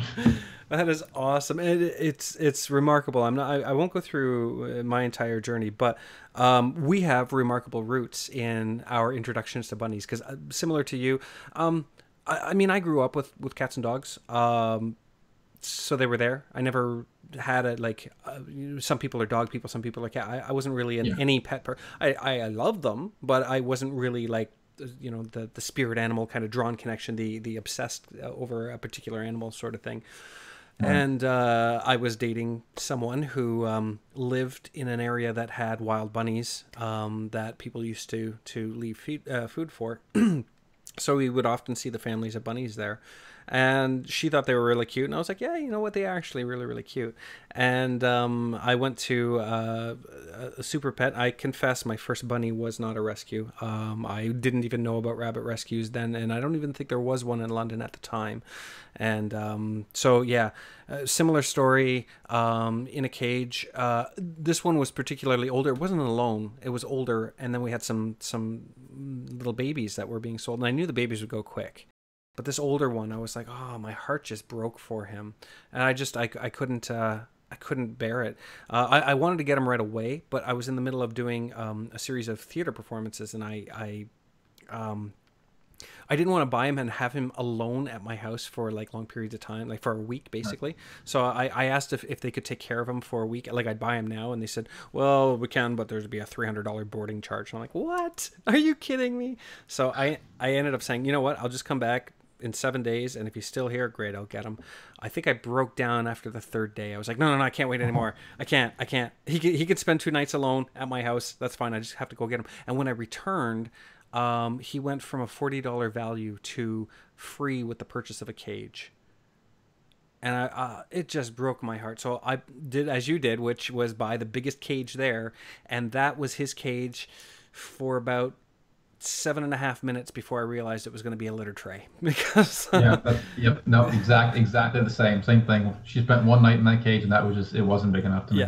Yeah, it was not neither myself. I have yet to see a pet store that actually does sell cages that I would consider to be adequate, because I mean at this point we section off rooms to make sure that they have, and in one case we have a bunny couple that have an entire room to themselves, and there's not really any need to segregate them because they don't fight with anybody else. So yeah, so having spacious toys like you have, that's incredible. Especially you just, I was gonna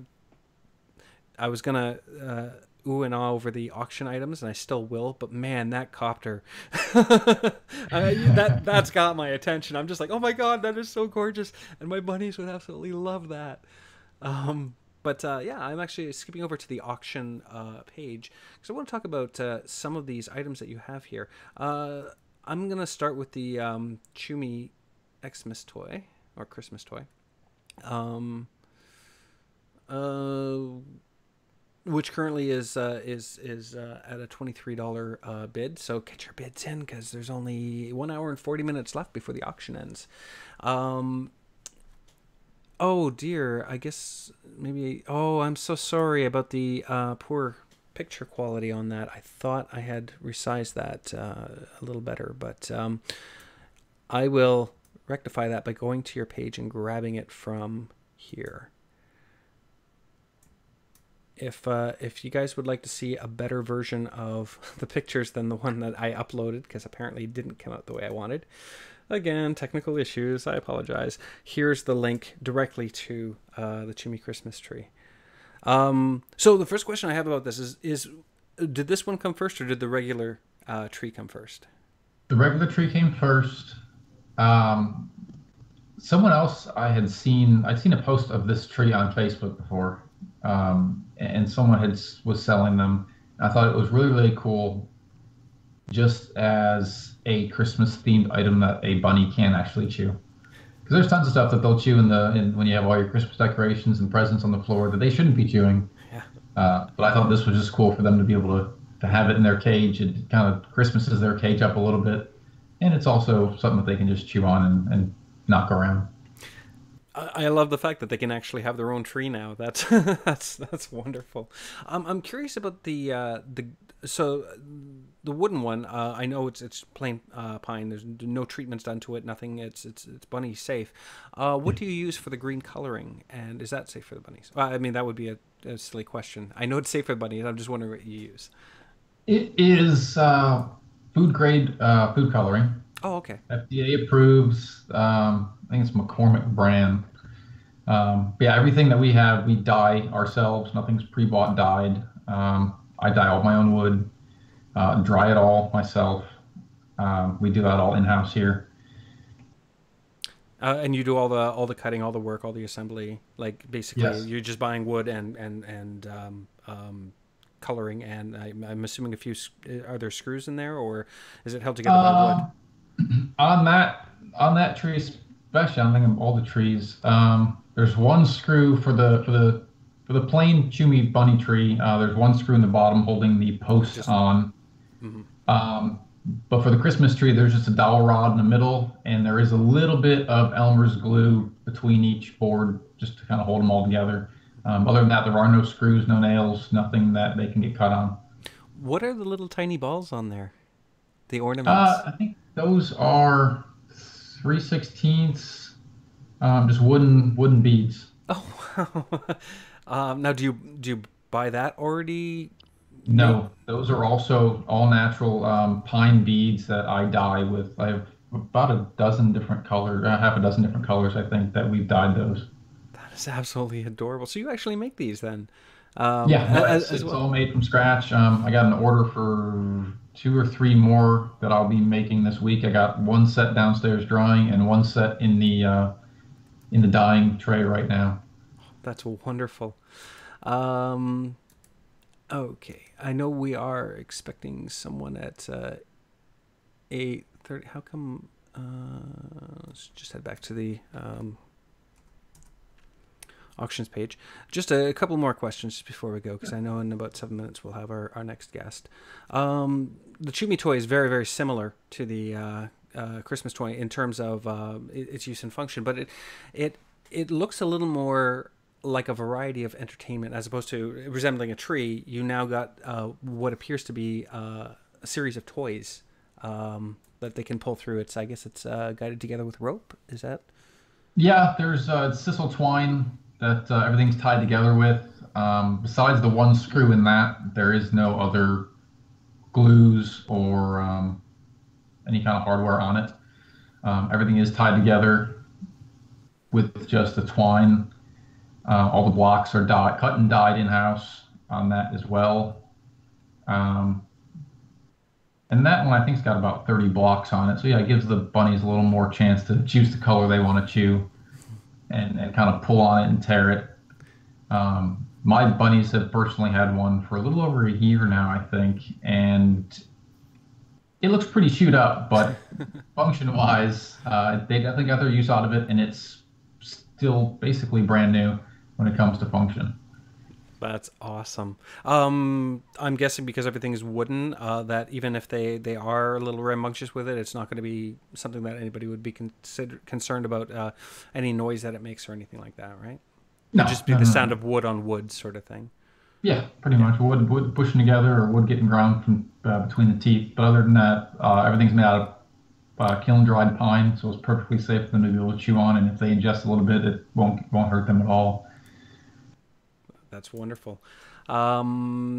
So you've already answered this question, and I just want to validate it. So if somebody has an idea, or in at the beginning of the stream, I mentioned could we get the lookout point in a larger size? But if somebody had an idea, like I kind of have ideas of things I would like for my bunnies, but I cannot design at all.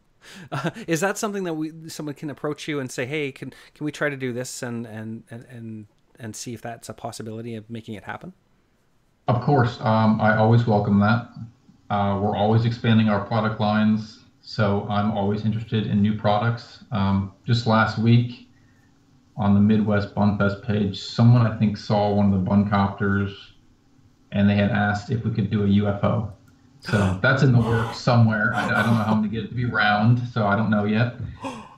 But that is in the back of my mind on how we're going to make a UFO for that one. So that might be coming out next year. Oh my god! See, yeah, already, yeah, no, the copter definitely sold me on the UFO. Yeah, that absolutely would be an awesome idea that I would definitely go for. What's the best or easiest way for people to reach out to you? Easiest would probably be the Facebook page, facebook.com/thebunnybarnmi.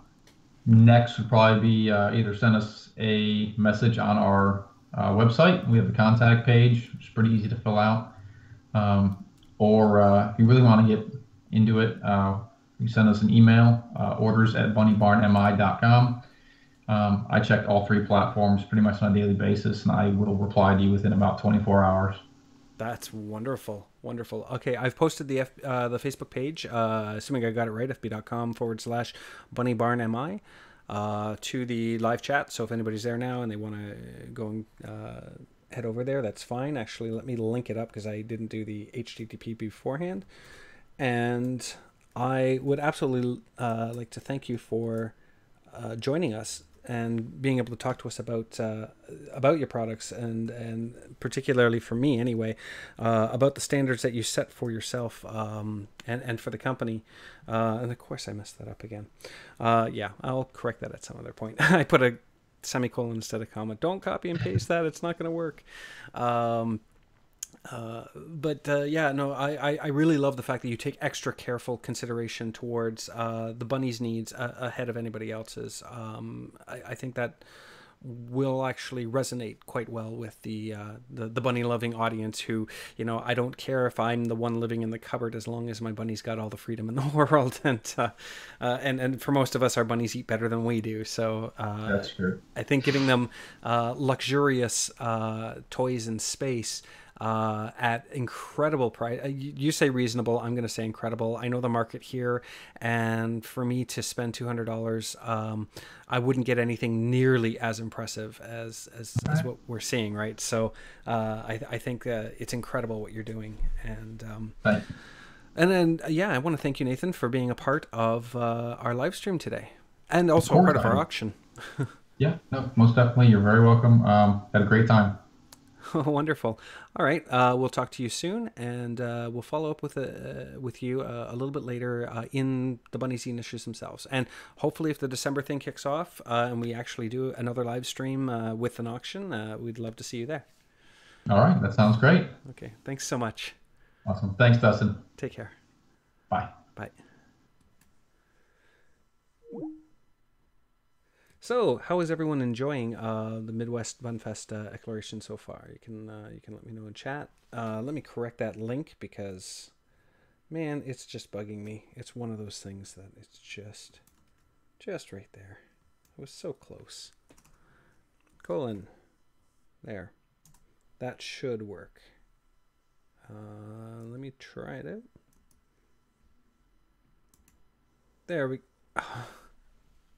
Okay, for some reason that didn't work, so let me just go to Facebook.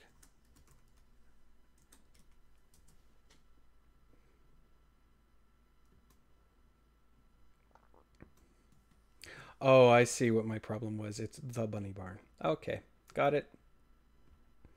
Got it. So let's hop back over to here. And for the 17th time, let's post this link, except this time it'll be the proper one. There we go. Oh, wait, no. That didn't work for some reason. Probably because of that. There we go. Okay. So 18th time was the number on that. Okay, so I will explore the virtual Midwest Bunfest page until we hear from Wolf, who is actually going to be expected in a few minutes. And Wolf can feel free to... actually, I should be able to... I already have him on here. Let me just see if he's ready.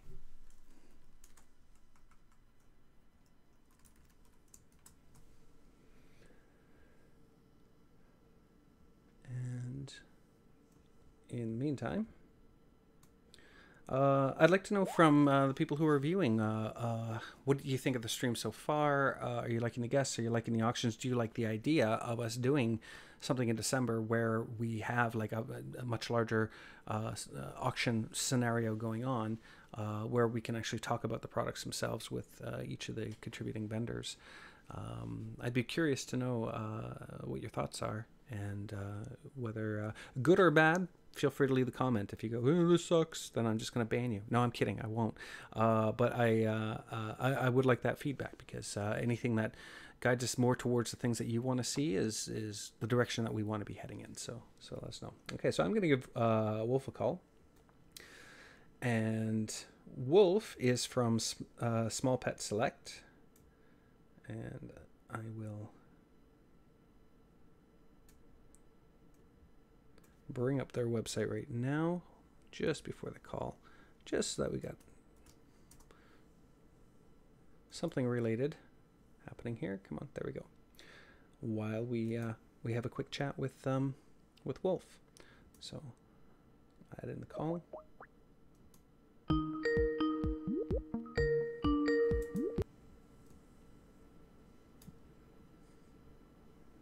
Hi, Wolf. Hi, how are you? Good. How are you doing? Good. Good. It says it cannot connect to my camera. Oh no. Oh no. Okay. I will. I'm not sure. It says Bunny is using a device that could not record or broadcast this call. Do you want me to yes. shut down Skype and log back in? Sure. If you want to reboot Skype, we can try the call again.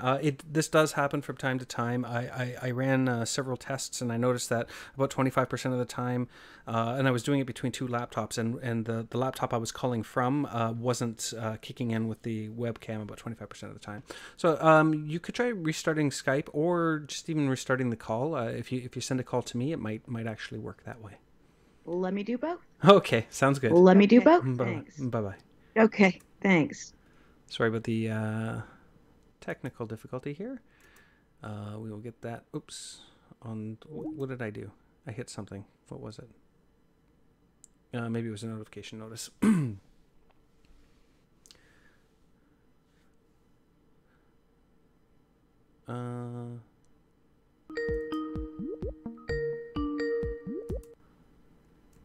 There we go. Let's see if this comes through. Still can't connect. Well, it's okay. Okay. It's fine. And I have a little pop-up on my screen that says, avoid legal snags by informing them that you could be broadcasting or recording. So you're on the live stream. Okay. Okay. So how are Oh, you that's today? unfortunate. I'm good. How are you doing? Good, good. Really happy to have you here as a guest on the live stream for our virtual Midwest Bunfest tour. Thrilled to be here. Now, I'm already familiar with Small Pet Select because I have encountered you guys at Midwest Bunfest before. But for any of our viewers or listeners that are in right now, if you could just let us know a little bit about who Small Pet Select is and what you guys do. Sure. We're a small family company. Our founding company, the Gordons, live in the Kittitas Valley in Washington State. And it's just got the very best climate with wind and sun and rain and this perfect balance for hay.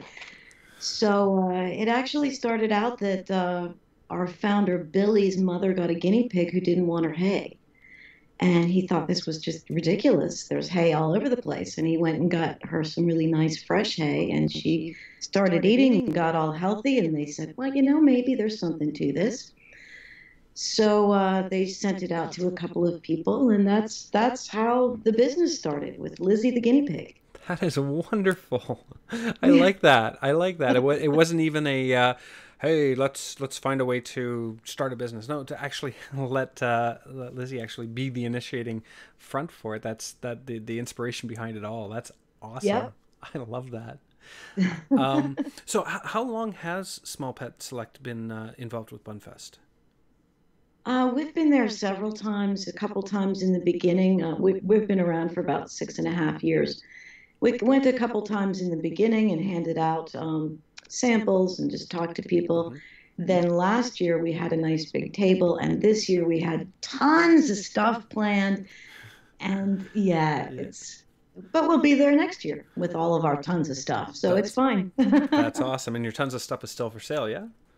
Absolutely, it is. Awesome, wonderful. I remember the booth from last year. I was trying to find because I put my Midwest Bunfest pictures on a USB stick from last year, and I remember taking a lot of photos. The display was huge. It was absolutely huge, and it was about we were going to have it about twice that big this year, and we'll be there next year with it about twice. Yeah.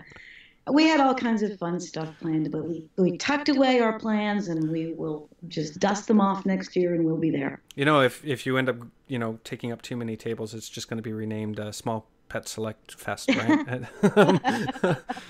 That would be okay. It is such a fun day. Isn't it, though? Oh, my God. We really appreciate the decision that was made. We think that was definitely the right thing to do and was in everybody's best interest. But, man, we were so disappointed because we get to see so many awesome people. Yeah. I agree, and I hope that stokes up the fire for next year, because I perfectly agree with you. I think a lot of people, not everyone, of course, but there are a lot of people who this is the most exciting time of the year. It's a great party. It's a great time to get together and getting to see all the, oh my goodness, all the bunnies. It's where I met Walter and Betsy and Ezra, and just so many amazing famous bunnies. Did you meet Belinda last year? I believe I did. Yes. Yeah. Yes. Yeah. And she's our spokes rabbit. I was going to say, she has her own blogging page and whatnot. Yeah. She does, and she was there in a buggy last year with the big flag on it, so we knew where she was. Yeah. Yeah. Many years ago, I had my own pet nutrition store, and we had several things during the year for rabbits. And I used to say all the time that the rabbit community is the most fun to hang out with. That's true. They share things. They're really excited. They love on each other's rabbit. I mean, they're just an amazing group of people. So we love to go and hang out there. Absolutely. Actually, I've been asking this to the previous guests as well, and I'm pretty sure it's going to get on if the Midwest Bunfest organizers are watching, it's probably going to get on their nerves. But I'm kind of bouncing this off of everybody right now because I'm loving it. I really am enjoying this virtual Midwest Bunfest component, and I can just envision next year it won't be here, and I'm just like, well, can we do both? And, so I was kind of throwing feedback off of other people and trying to get their opinions on whether or not they're also enjoying the virtual side of things, and whether or not that might be a consideration that they should think about for joining alongside the physical. So I think one of the really nice things about the virtual part of it is that you can join from anywhere. Mm-hmm. I know a lot of people come in from California and other places to the Midwest Bunfest, but this is a chance for the people that can't do that to still be part of all this fun. Mm-hmm.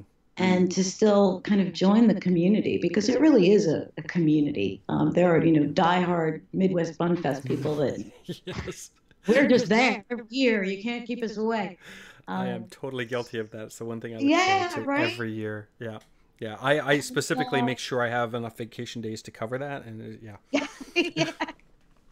And there are some small vendors that you can find at these festivals, particularly at Midwest Bunfest, that you cannot necessarily find online, or you're not going to see them in Etsy or whatever. They're difficult to find.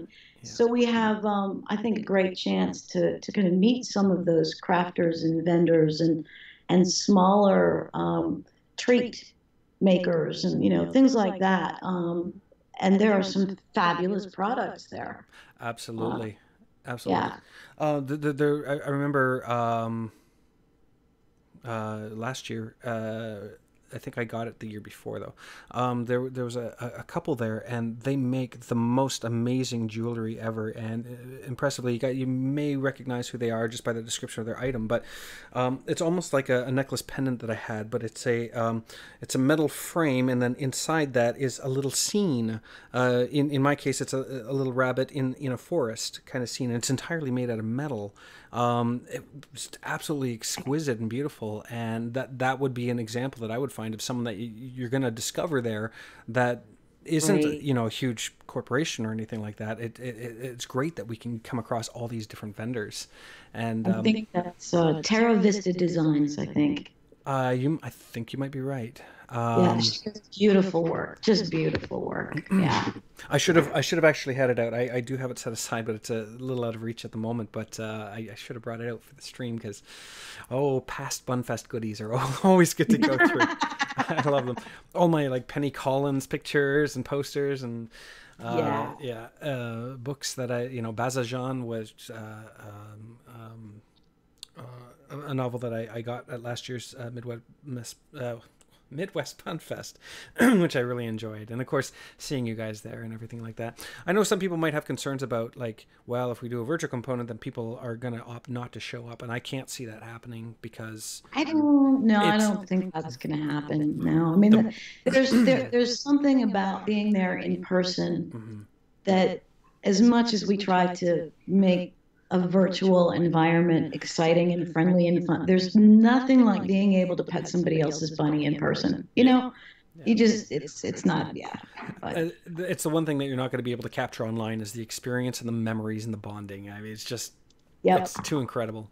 Yep. Now I've made some great friends there that we've stayed in touch, and it's a beautiful thing. So I have to admit, I did not know this until I visited your website. 12,000 reviews? Yeah. 5-star rating. 12,000 plus reviews. My jaw was to the floor. I think I have it on here. Wait a second. I think maybe it's closer to the bottom. Was it? I'm sorry, my dogs decided at this particular moment to play on the bed together. No worries. Always a welcome guest. Okay. There it is. Real reviews from real customers. 12,025 reviews. And if I go ahead and I had it. I think there's something wrong with my browser at the moment, because this generally scrolls by with the various reviews that were going by, and I clicked on it and went to the third-party website that keeps track of your reviews for you, and it's been outstanding. How are you doing this? Well, if it's okay with you, I will go ahead and give the name of the third party that handles this. Oh yeah, I'm fine with that. Yeah. We use Yotpo. Yotpo? And it just makes it very easy. But the other component of this, it makes it easy to set up, emails asking for reviews and stuff. The other component of this really, though, is our customer service department. And they are outstanding, just amazing. And they help us to build really good relationships with people that call in. And we encourage people to call us, not just because they want to return something, but because, they have a question. Maybe they don't know which kind of hay is going to be best for their 9-month-old guinea pig, or their 10-year-old rabbit that just had surgery, and they're a little confused about, well, what should I be doing? Call us. You got a question about a toy, or you want to know, is my 12-pound rabbit going to fit inside the castle? Call us. That's what we're here for. We talk to people all day long just about questions, and sending them resources too about our educational blogs that we do.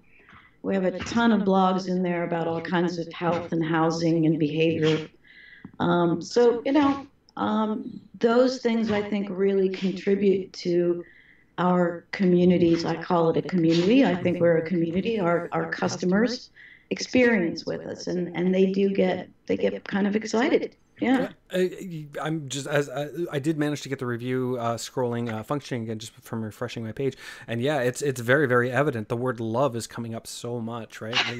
I love the products, or my bunny loves the products, or and they're actually going by names as well. I missed one of the names, but and I'm hoping that was a bunny and not a person. Yeah, this hay so far has been a big hit for cola. That's that sort of thing. Like, it's just been.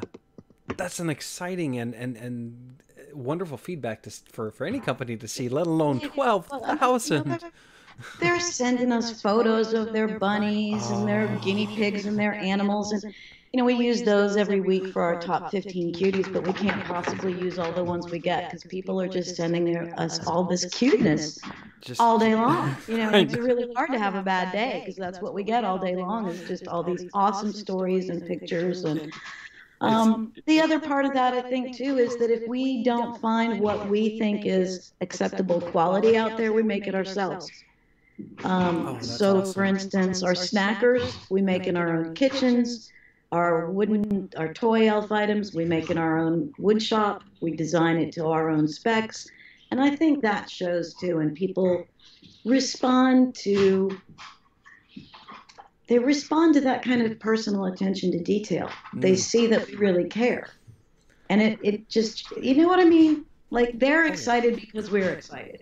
That makes it wonderful. Absolutely. Yeah. I mean, if you're looking out for others the way that you would look out for your own pets, then that's clearly going to come through when engaging with them. Which, would be far different from a company that, is run by people who don't even have pets, and they wouldn't necessarily put the same amount of care behind it, right? That's a whole other part of it, is that pretty much every single one of us, except maybe a couple people in the warehouse, have small animals ourselves. Not just animals like cats or dogs or horses or, whatever, but small animals. We have guinea pigs, we have mice, we have rats, we have rabbits. So when you call customer service or when we write a blog, it's from years of experience with these species. Yeah. And we love them. I mean, we love these animals. And so I think that helps people get excited too, because they can see, we get it. We just get it. Yeah. Yeah. Which actually, I'm kind of curious.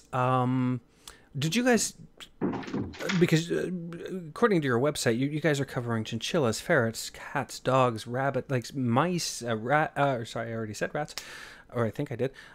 This is a wide gambit of animals here. Did you guys start off that way, or is this something that's been in the works for quite some time and expanding into? So we started out with rabbits, guinea pigs, and chinchillas. We were kind of basing it on our initial product of hay and which of these small animals needs a special kind of hay. So hay isn't hay, right? The hay that horses eat is too rough for little animals. So when we go out there, we're actually specifically looking for small animal hay. It's softer. It's just got a little different quality to it. But anyway, so we started with that, and then we added herbal mixes, which is something I actually had done in the store I mentioned before and brought those recipes with me. And then we did some treats, and we started to add very specific toys from this awesome farm in Virginia that is so organic and so careful and cautious, and they're just awesome. So we kind of did that first, but then we said, okay, so we have ourselves rats, we have knowledge with mice, we have knowledge with hamsters and cats and dogs, and where can we go pretty slowly, really? So cats and dogs have only been up there for like a month or two, really. So we're going slowly because we want to find exactly the right things, just like we did for the rabbits and the guinea pigs and the chinchillas. We want to find just the right products.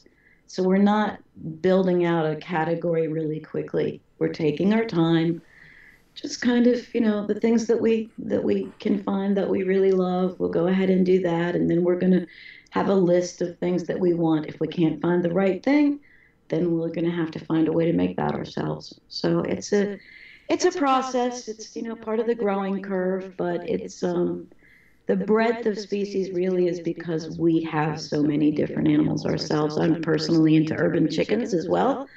One of my staff has horses, another one has donkeys, another one has goats. So we kind of are basing this on our experience levels, really.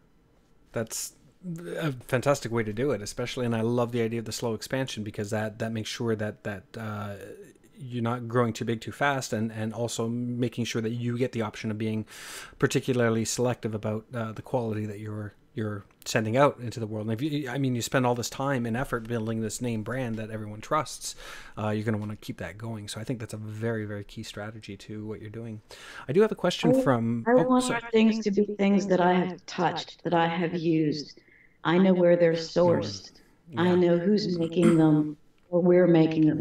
I want personal hands-on experience with these things before I put them out there. I have to know myself that they work for me and my animals. Yeah. Yep. No, that's definitely important.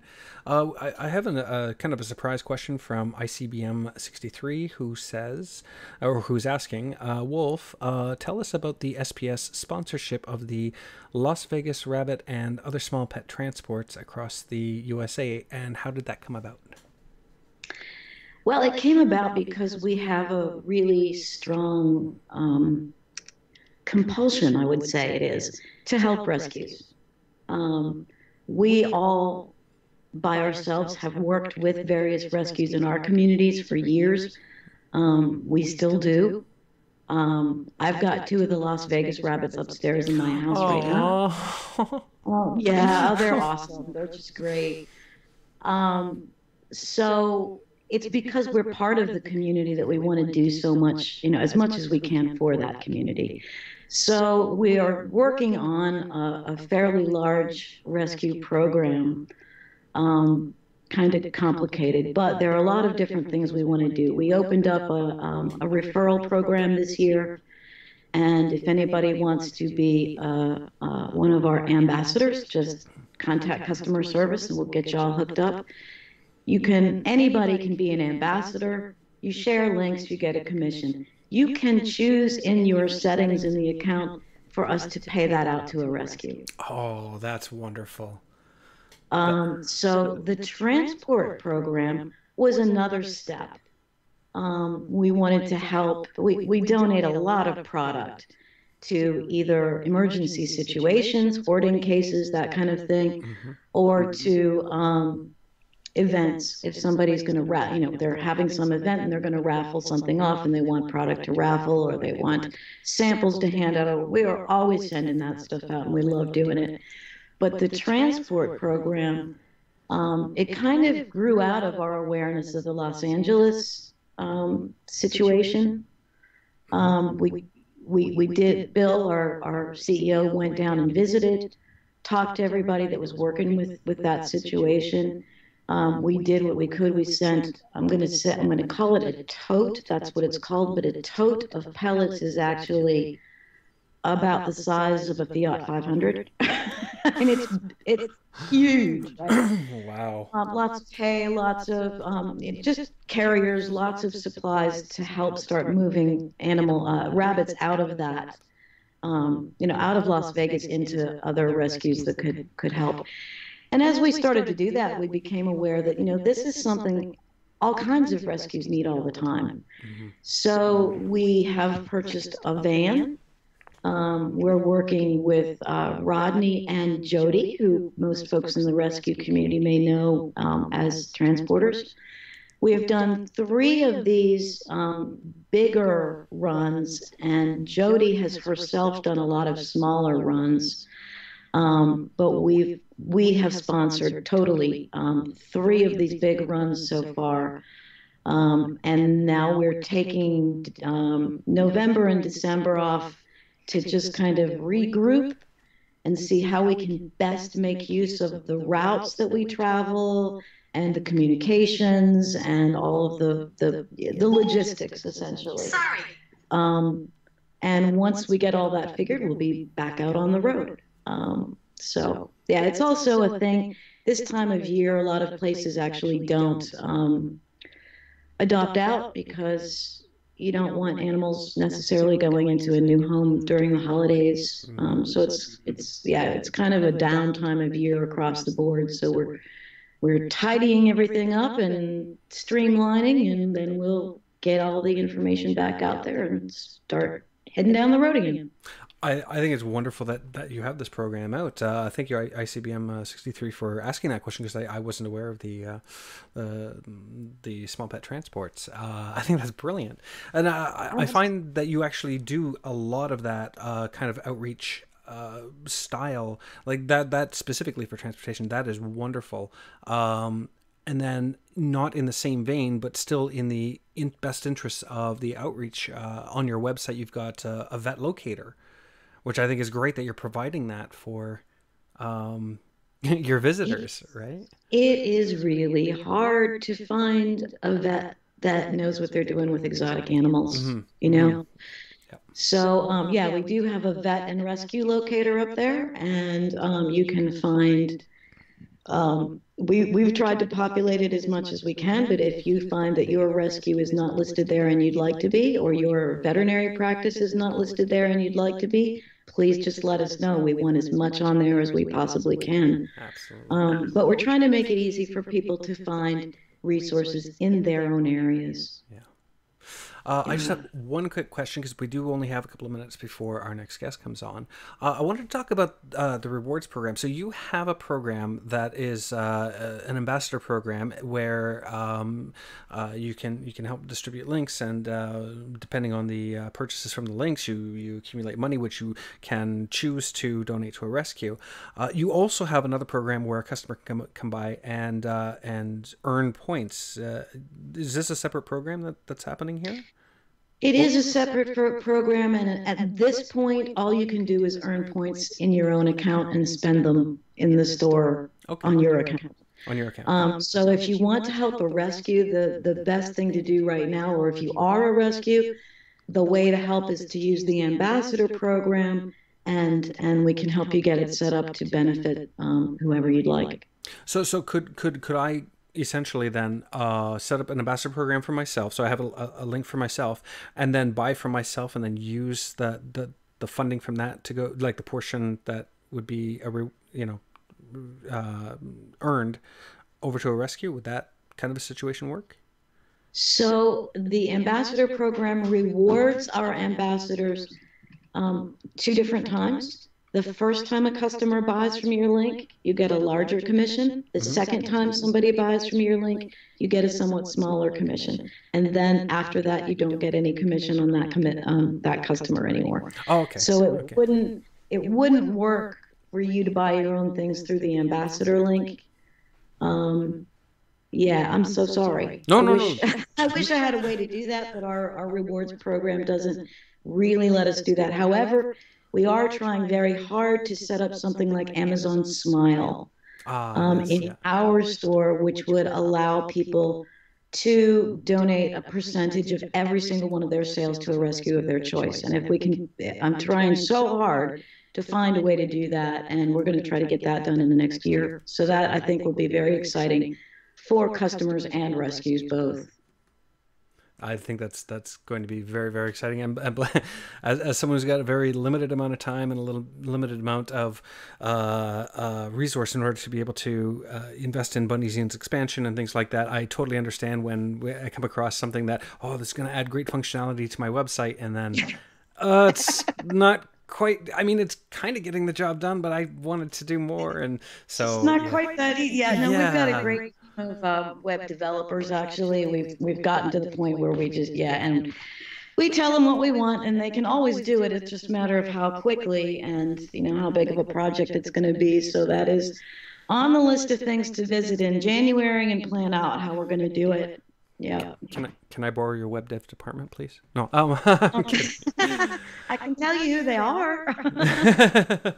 I mean, if you want to give them credit, sure. I'm Absolutely, they deserve a lot of credit. The company's name is Shop Creatify. Sorry, my phone is dinging. No worries. Shop Creatify. Shop They're Creatify. actually out of South Africa, Oh, cool. but we work by conference call, and we've never had a problem with the time difference or anything. They are fabulous to work with. Oh, amazing. Yeah, they're great guys. Just fantastic. That's wonderful. Well, I hate to do this because I'm really, really enjoying this conversation, but I will need to wrap it up for the next I guest. told you I could talk about hay all day. And I definitely would like to do that again another time. I think the next time I do a live stream like this, I'm going to allocate much more time for a more in-depth conversation, because I didn't realize that the time would go by so quickly. I mean, we're I've been streaming for 2 hours, and to me it feels like 15 minutes. So It's so hard, you start talking to people about their animals, and it does. The time just flies. So it's been lovely to talk to you. You as well. And, Thank you so much. My email, if I can just put it out there, if anyone has any questions or they need to reach me, my email is wolf, WOLF, just like the animal, at smallpetselect.com. That's wonderful. Thank you so much. And I believe I posted, if not, I'm going to do it now, a link to smallpetselect.com. This one is specifically to the shop, but all the header links will take you anywhere you need to go to the website. And I'm encouraging everyone to go and explore Small Pet Select. I'm guessing that a lot of our readers already know about you, because similar to other companies that are really prolific in the rabbit community, we all know who Small Pet Select is. This is definitely, I would say in the rabbit community, Small Pet Select is definitely a household name. But I also know we also get new readers all the time, and now that we're expanding into live stream, we're going to get new viewers, and I want them to enjoy the excellent quality that Small Pet Select puts in their hay. And one more quick thing, if I could. We will have our annual Advent calendar starting soon. And there is a fun little thing behind every door, so don't miss any of them. We have got some of the cutest little pins and things. There is this one, I can't even stand it. It's this little hand-felted rabbit pin. Oh, yeah, it is adorable. Okay. So don't miss that. Okay. Thank you. You have a good evening, and it's been just a pleasure. Yeah, it has been. Thank you so much for doing this with us. You take care. Take care, Wolf. Bye. Wow. I kind of didn't realize how long 2 hours would be. I kind of want to go on break, but I can't, because I know soon we will be in touch with Nancy. Nancy Laracy is who we are I'm just checking my messages just to see. Okay. Nancy, I don't know if you're watching. If you want to call me, I believe you have my number, but I'm going to just check my email in case I need to call you. So this, I assume that this next one we are actually doing by phone as opposed to by Skype. So I just want to make sure I get connected. But Nancy, oh, just one second.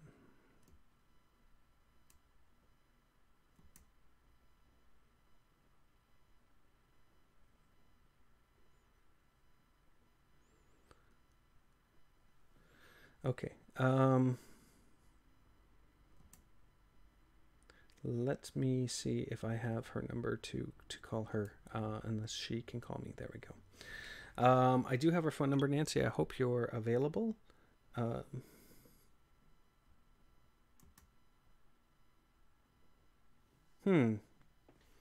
That's interesting. Okay, we had a little bit of an issue. I'm going to try calling her. She did try to call me, but she got my voicemail, which is interesting because my phone is right here. So let me give her a call.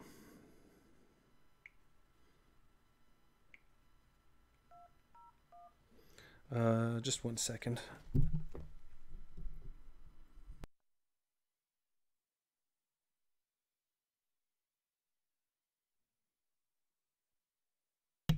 Pardon me for muting. It's just that once I realized that the keytones were coming through, I didn't want the keytones of her phone number being broadcast over Skype.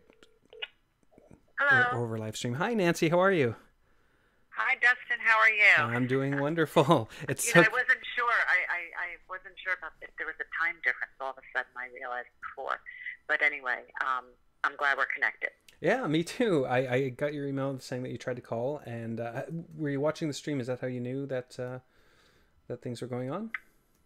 No. And I just saw another email come through from you that said, you wanted the price an hour before, but it only came through now. I'm not sure why. It shows 4:12, but it only came onto my phone now. So that's why I tried to call you. But I was calling you at 9 anyway because I hadn't received that email. But I literally, as I went to call you, I opened up that email. Oh, I see. Oh wow. Well, we do have one copy of your book up on the auctions page, which I will post again in chat. And this was one of the copies that you had donated to Midwest Bunfest. I believe you donated multiple copies. I got consent from them to auction one of them. I don't know what they're doing with the others, but I'm happily going to auction the one that we have. So okay. Let me just put that reminder out there. There's the link to the bunnyzine.com/auctions page, which will take you to the items that we have on auction. Sorry, that was for the live. Yeah, I'm on my cell. Yeah, I was. Yeah. Well, yeah, I'm on my cell phone with you, okay? Because I wasn't able to figure out the Skype thing. Oh, no worries. That's fine. I was mainly when I'm talking, I'm kind of talking to both you and to the live viewers that are out there. So, okay. Yeah, we're streaming live at the moment. I just out of precaution, I muted my microphone while dialing you so that nobody picks up on the keytones that my phone emits and tries to figure out your phone number. Wow. Yeah, I'm getting a little bit of echoing. Okay, here, let me. Oh, do you have my stream on while you're talking to me, or is this? Okay. Just trying to figure out the best way to handle this. Is the echo gone away? Yes. Okay. Okay, so I have your book right here with me. It's Bunny Boy and Me. Thank you, by the way, for it. I got the autographed copy. I'm absolutely loving it. The first thing I wanted to do is introduce the book to the viewers of the live stream. So, can you tell us a little bit about what Bunny Boy and Me is about? Sure, and I will need. It's a little bit hard for me to hear you, so if you ask me something else, if you could just speak a little louder. I put you on speaker so that hopefully I can hear a little bit better. So did you ask me to tell you a little bit about the book itself, the story. I'm sorry, the last part of your question I had lost. Yes. Just to describe to us a bit about the book Bunny Boy and Me. Okay, sure. Bunny Boy and Me is a memoir. It's actually one of the first chronic pain rabbit memoirs to be published. It's a true story of my life and my family before and after I developed lupus, a connective tissue disease actually, and fibromyalgia, and how we accidentally adopted a house-trained rabbit, which was Bunny Boy, instead of a dog or a cat. My husband was allergic to both of those. And how we found out a year into his life that he was actually born very sick and had a similar autoimmune disease as I did. And he was not supposed to live more than a year. And he actually ended up living 9 years, surviving 4 major surgeries. And one of those surgeries, he pioneered a medical treatment at the Animal Medical Center in New York, which is a world-famous teaching hospital. And that medical treatment helped save my life several years later when it was approved for the use on humans. But the story is really a story of our family, which was turned upside down when I got sick, when my children were 2 and 5 years old, and how it took this beautiful rabbit to bring us all back together and turn us right side up. You know, we were so busy taking care of him the 9 years that he was sick and, you know, endearing him as part of our family, that it took all the focus away from Mom and how sick Mom was. And it really was a family effort, because at many points after surgeries, we were giving penicillin shots and bandaging claws and draining abscesses and all sorts of things. But Bunny Boy really became an integral part of the family. You know, our children, both of my children used them as their mascots for their tennis and lacrosse teams and science experiments. So we very quickly became known as the Bunny family in Franklin Lakes, New Jersey. Yeah, I did. I may have mentioned to you. I'm trying to recall if I had or not. Without even discussing your book and without even discussing you, there was another person that I had known, not directly part of the online rabbit community, but from the local rabbit community in our town, whose rabbit had treatments that were exactly related to the progress that Bunny Boy had made in pioneering a medical advancement. This person's bunny had the same treatment, and I was just like, oh, if you don't know how quickly that ties in so well. And I'm not going to give it away for the listeners, because it's definitely worth reading the book for. But I'm finding moments like that. I'll probably ask you a little bit more about it later, but I just thought it was really cool how instances like that pop up. I did. Right. It's funny because I was out Sunday at a rescue. It was an event called Safe Haven Rescue, and there were quite a few people who came with their bunnies, and 1 or 2 of them had shared with me that their rabbits had had a similar treatment as Bunny Boy, without giving it away. Yeah, I mean that's so super awesome, because we did talk about this in the Bunnyzine issue from before, where we did an interview.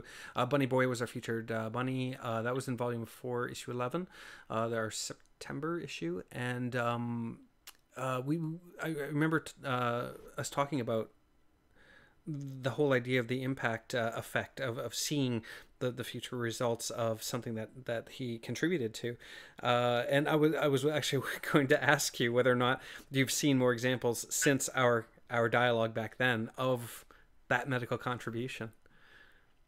You know, I really I have not specifically. I did run into one other person who had on the human end that had a similar procedure. But much later, you know, because Bunny Boy's been gone a while, so much later than I had the surgical procedure. But it's not something that I have really run into that much. I thought it was interesting, though. One bunny owner did say to me this weekend that fast forward, the treatment has not been as effective for rabbits as they would have hoped that it was. Back when Bunny Boy had the treatment, the outlook was much more optimistic. And that's not something that I have followed up on necessarily, because Bunny Boy has been gone a long time. And my second rabbit, Muffin, who I had for 7 years, didn't have a single health issue in the 7 years that I had her. Yeah. So it's not like I was racing her to the vet and hearing about, more advanced bunny medicine. I was hearing about nothing, basically, because she was perfectly healthy. Yeah. But one of the people did say to me at the rescue event, we were talking, and they said, yeah, little disappointing, but it doesn't look like that treatment, many years ago, has proved to be as effective for rabbits as they had hoped. Oh, is it still effective for people? Because as far as I know, it's still performed. Yes, absolutely. They're still using it for humans. Wonderful. Yeah, and I think with rabbits, they thought it might be more of a cure as opposed to a treatment, whereas with humans, It's more it was a treatment and certainly a cure for me. Yeah, absolutely. So at what point, while all this was going on, like there might have been a moment there where you thought, yeah, you know what, I should really write a book about this. It would make a great story. Yeah, what happened was, I was just talking about this because I did a lecture the other day around here, and people were asking me, and Dr. Welsh, who wrote the foreword for the book, the veterinarian who cared for him for 9 years, she had said to me, probably halfway through Bunny Boy's life, maybe even a little bit later than that, I really think that you should write a book. I'm not sure who is stronger, Bunny Boy or you. She said, I've watched the two of you become each other's strength, and I've watched Bunny Boy survive things that no normal rabbit, in my opinion, would survive. And I believe he is surviving these things because he's loved like a human. He lives in your home. And, she used to see me because I never used a carrier. He liked to be held like a baby, and I truly believe that's because I held him like a baby. Yeah. I wanted to have more children. I only had the two, and the doctors recommended that I not have any more children. So when we got Bunny Boy, I started carrying him around up on my shoulder on some of the kids' old burp cloths, their baby burp cloths, and I carried him around in the baby position all the time. And so even when we did go to the doctors, I didn't use a carrier. I just carried him in. Oh. And so, she was really the impetus for it. And then as our journey went along and our story seemed to be more important to people, that was when I decided I wanted to write the book.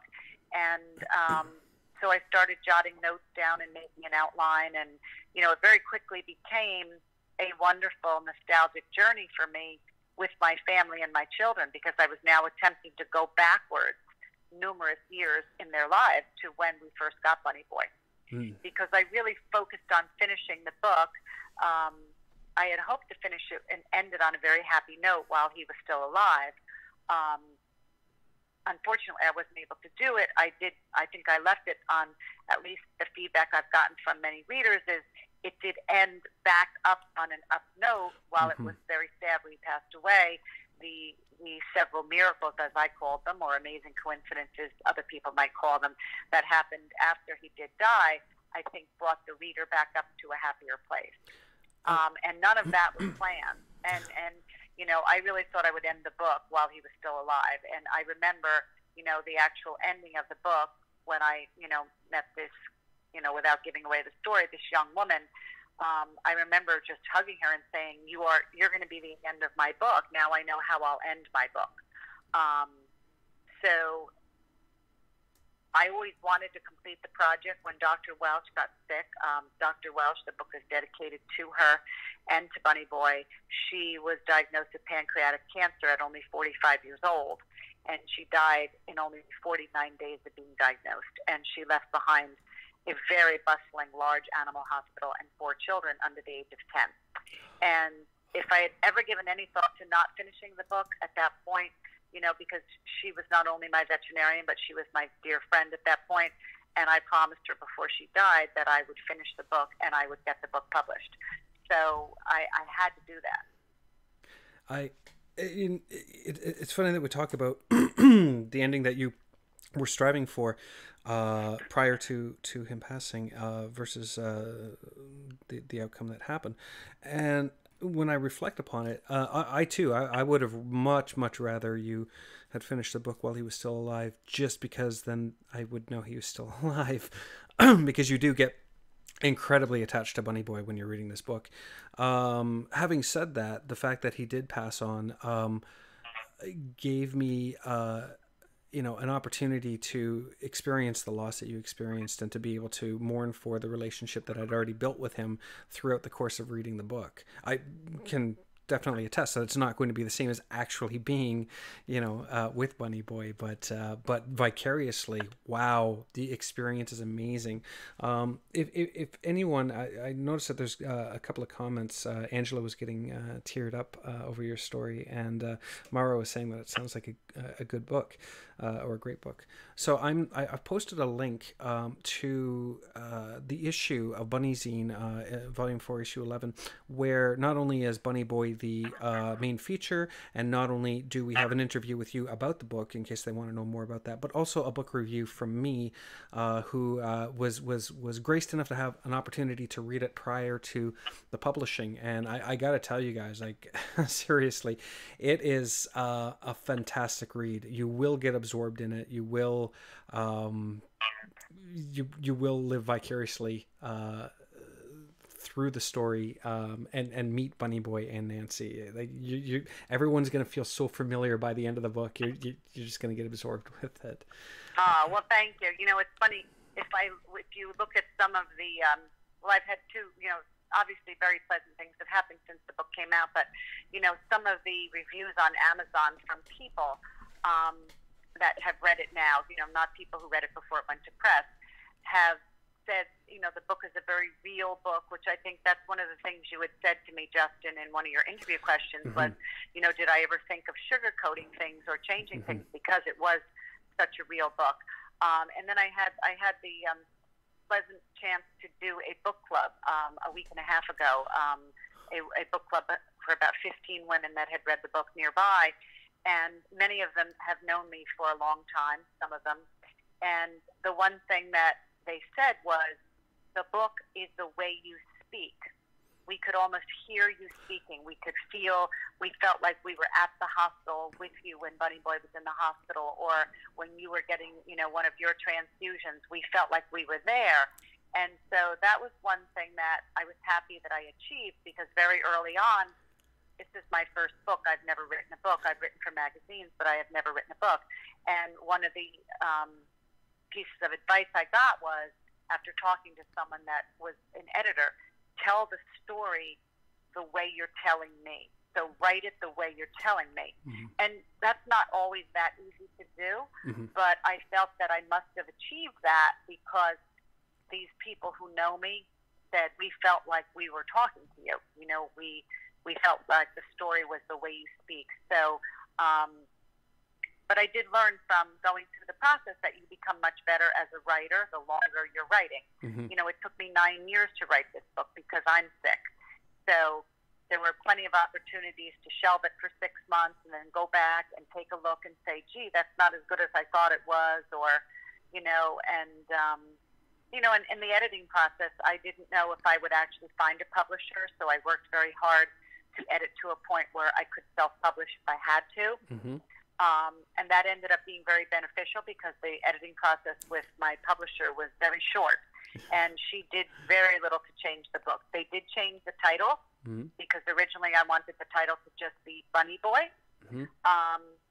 But when you give your book to a publisher, they basically have the final say. So they did choose the title, but I'm very happy to say they literally added one sentence to the book. And all they did was either help me consolidate or grammatical things. And they said, we don't want to change the story one bit, because the way it is the way people, we want people to feel the book this way.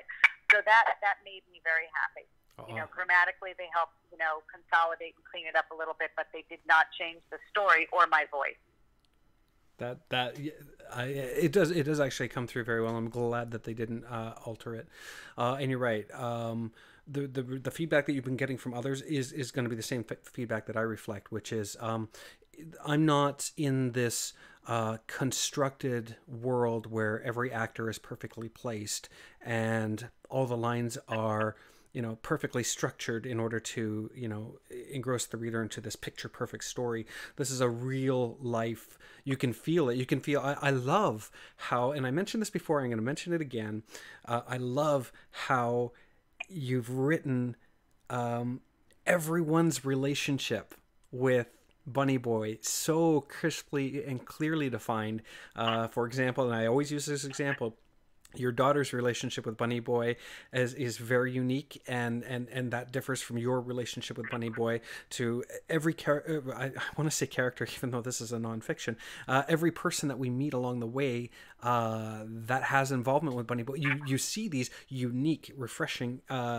It's not just cookie cutter kind of stuff happening here. It brings a lot of depth and a lot of reality to your story. I can't stress enough how much that is amazing to capture in your first book. That's incredible. Well, thank you. And that was one of my focuses, because as I'm an avid reader myself, I'm in a book club myself, and I've had the opportunity to be very critical of books, because that's what we do. Mm-hmm. And so I kind of picked the things that I liked to see in books.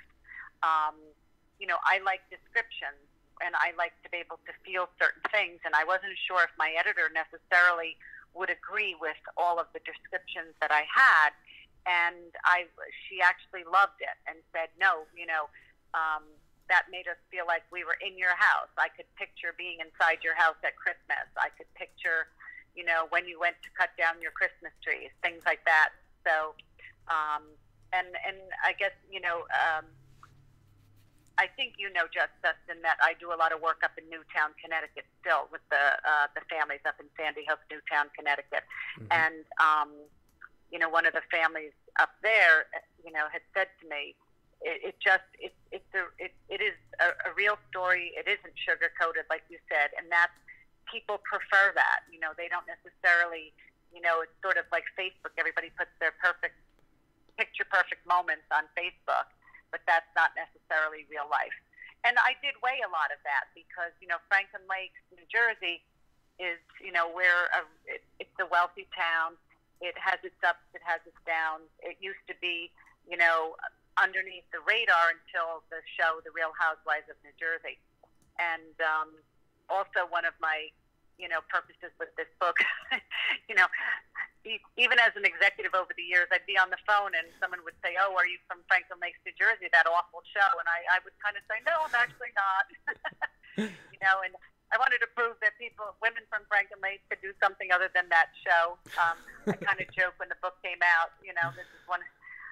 But I will tell you, Barnes & Noble, I've been selling the book there on the weekends. I've done 4 book signings there, and we sell out every weekend. Oh, wonderful. And also, one thing for you guys, Indigo Books, I don't know if you're aware of that, but Indigo Books just opened their first store in New Jersey in Short Hills.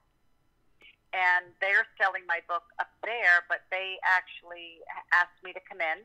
And I met with a couple Canadian executives and the manager, and I'm going to be doing a book signing probably in December for one Canadian company, Indigo Books. So you'll be happy about that. That's awesome. That's great news. That is great news. In chat, I did post a link to the Amazon.com page where your book can be purchased, as well as Skyhorse Publishing. And we still have the link up there for the Bunnyzine.com auction. So if anybody wants to grab an auction or try to win the auction to win that particular book, or a copy of the book, that's, ooh, wow, okay, yeah, no, we've got 3 people bidding already. It had a starting bid of $10, and it's up to $15 now. This is fantastic. I really would like to talk more about it. We've only got a couple of minutes left. I kind of want to get to the root of what you would like to share with me in the meantime about the book, or the book response. I had a whole bunch of questions, but we ended up running out of time. Yeah. Oh, I'm sorry about that. I hope I didn't go off too much in an area that I wasn't supposed to. Oh, no. This is purely about you. I think the story, the main thing for me, the one thing that I would like to come out of the story for everyone to understand is the amazing ability of the human-animal bond to heal. where medicine can't. And I think the book is a great example of that. Just the ability to, comfort, to build a bond that gives you strength to both Bunny Boy and myself had to overcome lots and lots of medical issues. And we were there for each other and gave each other the strength to do that. And I was so busy taking care of him that I really didn't have time to think about myself. And, the kids were so wrapped up in taking care of him that it taught my children a different type of love. Not the love of a sibling or not the love of a friend or a parent, but the love of a pet, and the one love of and an one animal in that you and one you in know? particular that has needs that need to be met. Hello? Oh, sorry. Yeah, and in particular one that has special needs that need to be met. Right, and that's Oh, hello. Hello.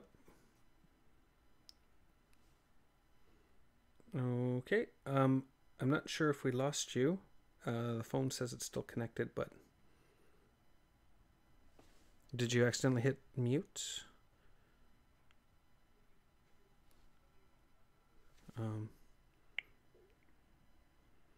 Oh, what a disruptive way to end the interview. Nancy, if you can hear me, I'm going to hang up now because we are going to move on to our next guest. But I will catch up with you very, very soon, and I really, really appreciate you calling in. So I don't know if you can hear me. I can't hear you, so I won't be able to respond at this point. But I will talk to you soon. Okay? Take care. So that was Nancy Laracy, publisher of Bunny Boy and Me. I have read it. It's an awesome book. It really, really is. So if you get a chance to get a copy of it, that would be great. Oh, Angela, you're going to absolutely love this story then, because you'll definitely be able to relate to Nancy. There were a lot of questions that I was hoping to get to in that time period. Like one of them was, whether or not does she feel that Bunny Boy may have been aware that they were both in the same boat, because they both had a series of illnesses. And so it's different, if a bunny had illnesses but the people didn't. I think that would have formed a much different bond than the fact that both Nancy and Bunny Boy shared, not specifically the same illnesses, but both being seriously ill at the same time and having to go through all the adventures that they went through. Yeah, see, Mara, that my bunnies are, well, no, I have two bunnies that actually care about my well-being, and when I walk into the house, they're running up and, hey, how you doing, stuff. But the rest of them are like, and I'll be like, but I have a cold now, and they're like, or they'll be like, banana. So some of my bunnies are like that, but I do have two that are affectionate, and one of them I call the caretaker. His name is Bouja, and he makes sure that everybody's happy, makes sure that everybody's fed first, and things like that. But most of them are apathetic is exactly the word I would use. So I get very envious when I see people, like, the bunnies love them so much they hop up on their chest and they cuddle for 5 hours and just all that amazing stuff. I'm like, I want a bunny like that. And I had one, but he passed away. My Teddy Bunny, who I got from Ohio House Rabbit Rescue, and he fell in love with me as instantly as I fell in love with him, and he was the best bunny in the world. It's just absolutely amazing. Okay, so it's 9:31. We do have one more guest. I will be going back to exploring the virtual Midwest Bunfest page once this interview is done, because I didn't get to explore as much of it as I would like. So we're going to get Ken on the line, and I just want to put in a reminder that the auction will end at 10 p.m. That's when I was proposing that the stream would end, but because I didn't get to yours are from OHR too. That's awesome. I didn't get to explore as much of it as I'd like to, so the auction will end at 10, but I will keep on streaming for a little bit while I explore some of the other posts. And for now, I'm just going to see if Ken and Char are ready. I'm not sure who I'm going to be on Skype with, but we will see them in a moment.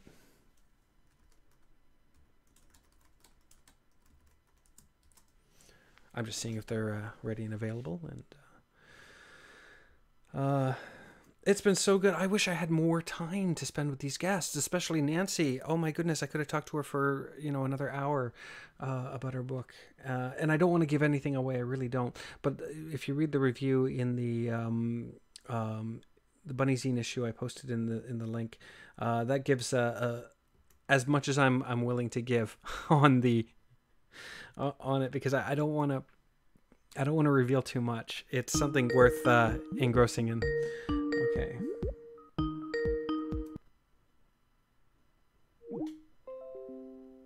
Oh, something went amiss there. Let me try that again. Hello, hello. Hello. Oh, Shar, how are you? Good, how are you? Good. I wasn't sure if it was going to be you or going to be Ken. It's me. Yay.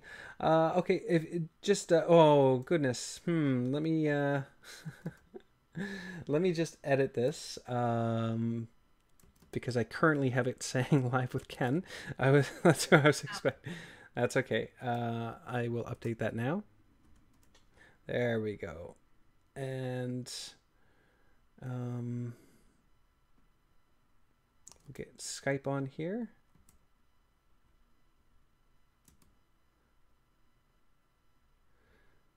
Sorry about that. Just the part of the process of... There we go. That's the one I wanted.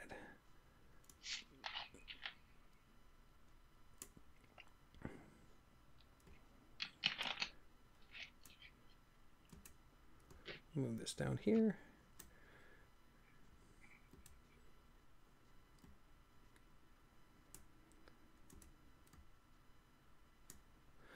There we go. Okay, I just had to rearrange the layout so that we have your logo on the screen as well as your webcam and who we're speaking with live.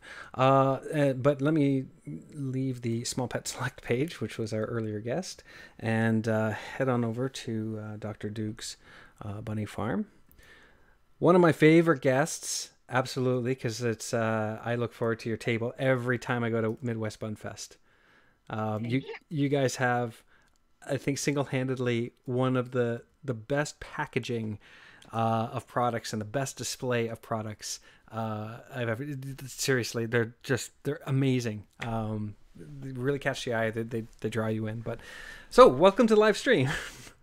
Well, thank you. How have you been? You been good? Yeah, been pretty good. How have you been? I've been okay. Today was a little bit rushed because just trying to do all this at once, but I'm nice and settled in now, and it's seeming pretty good.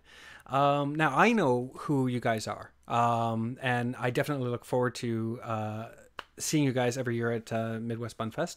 And but there may be viewers who haven't heard of you or know what you're about. So I was wondering if you could just describe a little bit about what Dr. Duke's Bunny Farm is. Well, here at Dr. Duke's Bunny Farm, and it's PHARM. We make holistic treats. We focus on bunny health. Because we believe that everything that has to do with bunnies' health stems from their nutrition. And if there's any way to prevent, the common illnesses like bladder sludge or stasis or even arthritis, we try to find any way we can to alleviate bunny suffering. Mm-hmm. So we do that with treats and with herbal mixes and treats that are actually herbal mixes in them. So it's enjoyable for the bunnies, and they're very healthy for them. And everything's organic, so you don't have to worry about chemicals and pesticides and all the dirty crap they put on the conventional and GMO foods. Right. I'm actually going to jump to this question just because it's related to exactly what you were talking about. Your products. One of the cool things about your products, in comparison to other companies, is a lot of them focus on the staples, the hay, the pellets, the the usual, where a lot of your selection is very directly focused to specific health issues. And so I'm going to this question first because of the fact that you had mentioned it when you were describing Dr. Duke's bunny farm and what they're about, and the fact that there's a holistic approach to very, very, very specific areas of bunnies' health. And just to give the live stream viewers some examples of what I mean, you have different categories on your site for things like urinary support, and you've got Stinky Pea Wonder Bites for that, which, by the way, bunnies love. Maybe it's because they don't know what Stinky Pea means, but they still love it. For digestive support, they got Piddly Poo Herbal Mix, which I just had to include in there just so I could say Piddly Poo on stream. And one of the things I'm particularly interested is the emotional support selection, where you have items to help with things such as the Happy Day Herbal Mix, which is kind of geared towards assisting bunnies who have anxiety or fearfulness or depression, stress, things like that. And I thought that was a very unique approach to say, okay, everybody else is doing this, so we're going to focus in on this, which quite frankly is not a market that is heavily covered. And like, you're carving a path into a market that hasn't been previously adorned by, at least not popularly. I can't think of, I know some companies do have, if your bunny's a little overweight, here's what you can use to help, the diet thing. Or if they have heart conditions, fine, here's something that's maybe a little lighter on their system. But you really go into specific holistic breakdowns. And I was wondering what was the influence towards choosing that particular path instead of trying to compete where everybody else was competing? Well, it wasn't really about competition. It was more, I kept getting questions like, what can I give my bunny, who constantly gets bladder sludge? What can I do for my bunny who is constantly getting stasis, And I would start out with, okay, it's really about diet. 100%, I really think it all starts with the diet. But on top of that, in order to support the diet, because some bunnies are more prone to bladder sludge or GI stasis, or, they've gone through horrific conditions before they've gotten to their forever home. So on top of diet, it's really important to support those specific systems that a bunny might have issues with. I mean, you can have a perfect diet, from beginning to end, and still have a bunny who gets bladder sludge, and we don't know why that is. I have a few issues, but we don't know why 100%.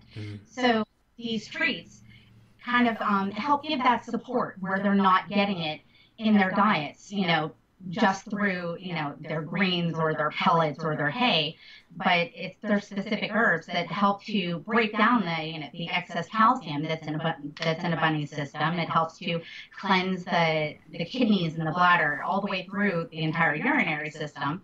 And, it's so important because every bunny is absolutely different. I have not met two bunnies that are the same in any way. I absolutely agree. So in order to meet every bunny's needs, things have to be specifically made for them. And that's why we do it. Yeah. Yeah. I mean, anybody who has, more than several bunnies, it gets really impressive. You're feeding the same bunnies, the same thing. Nobody's getting special treatment. Nobody's getting special food that the other one isn't getting. But you will get bunnies who respond very much differently to the diets, that even though it's the same diet for everybody, you're right. There is sensitivities that come out when you give everyone, equal food and equal food types, and notice, hey, this percentage are perfectly fine, but this one might have, extra calcium buildup, and then this one, it's an interesting process. I know there can be other contributing factors to it, like the breed and the size and things like that, but there's just the individual bunny themselves can definitely exhibit signs. I'm curious about Dr. Duke himself. Who is Dr. Duke? Okay, Dr. Dukes was, he was our little Holland Mop bunny. absolutely gorgeous. He came to us when he was about 6 years old, and he was just skin and bones. And he was very timid, and he was just in bad shape. And the owners asked us if we would take him because they were afraid he was going to die. He was refusing food. He, was very lethargic, and they just, they were like, we don't know what to do for him. He's been to the vet, he's done this, he's done that. We don't know what to do for him. Maybe you can help him. So we took him, and he was very, very underweight. It took us about a year to get him back to the weight that he should have been. And, but it took, his diet was absolutely awful. It was carrots and alfalfa pellets that had the little, like cereal pieces in it. And he hadn't even had hay. And so he didn't even like hay when he first got here. It took us about a bazillion different hays in order to find a hay that he would eat. But, we kept trying. And, we had to find ways to get him, to put on weight and to be less fearful. And, once that year passed, he was a lover and just the sweetest guy ever. And he became Dr. Dukes. Well, his name was Floppy McDougal. And we just shortened to, Dukes. And then we noticed that he really, really liked to watch Doctor Who. And like every time the theme song would come on, or he would hear the sound of the TARDIS, he would come running over and sit right in front of the TV and watch Doctor Who. And, he was always so sweet and so helpful to even the other bunnies. He got along with everyone. And he would even stop fights with other bunnies, like the peacemaker, the ambassador. And that's how he became the doctor.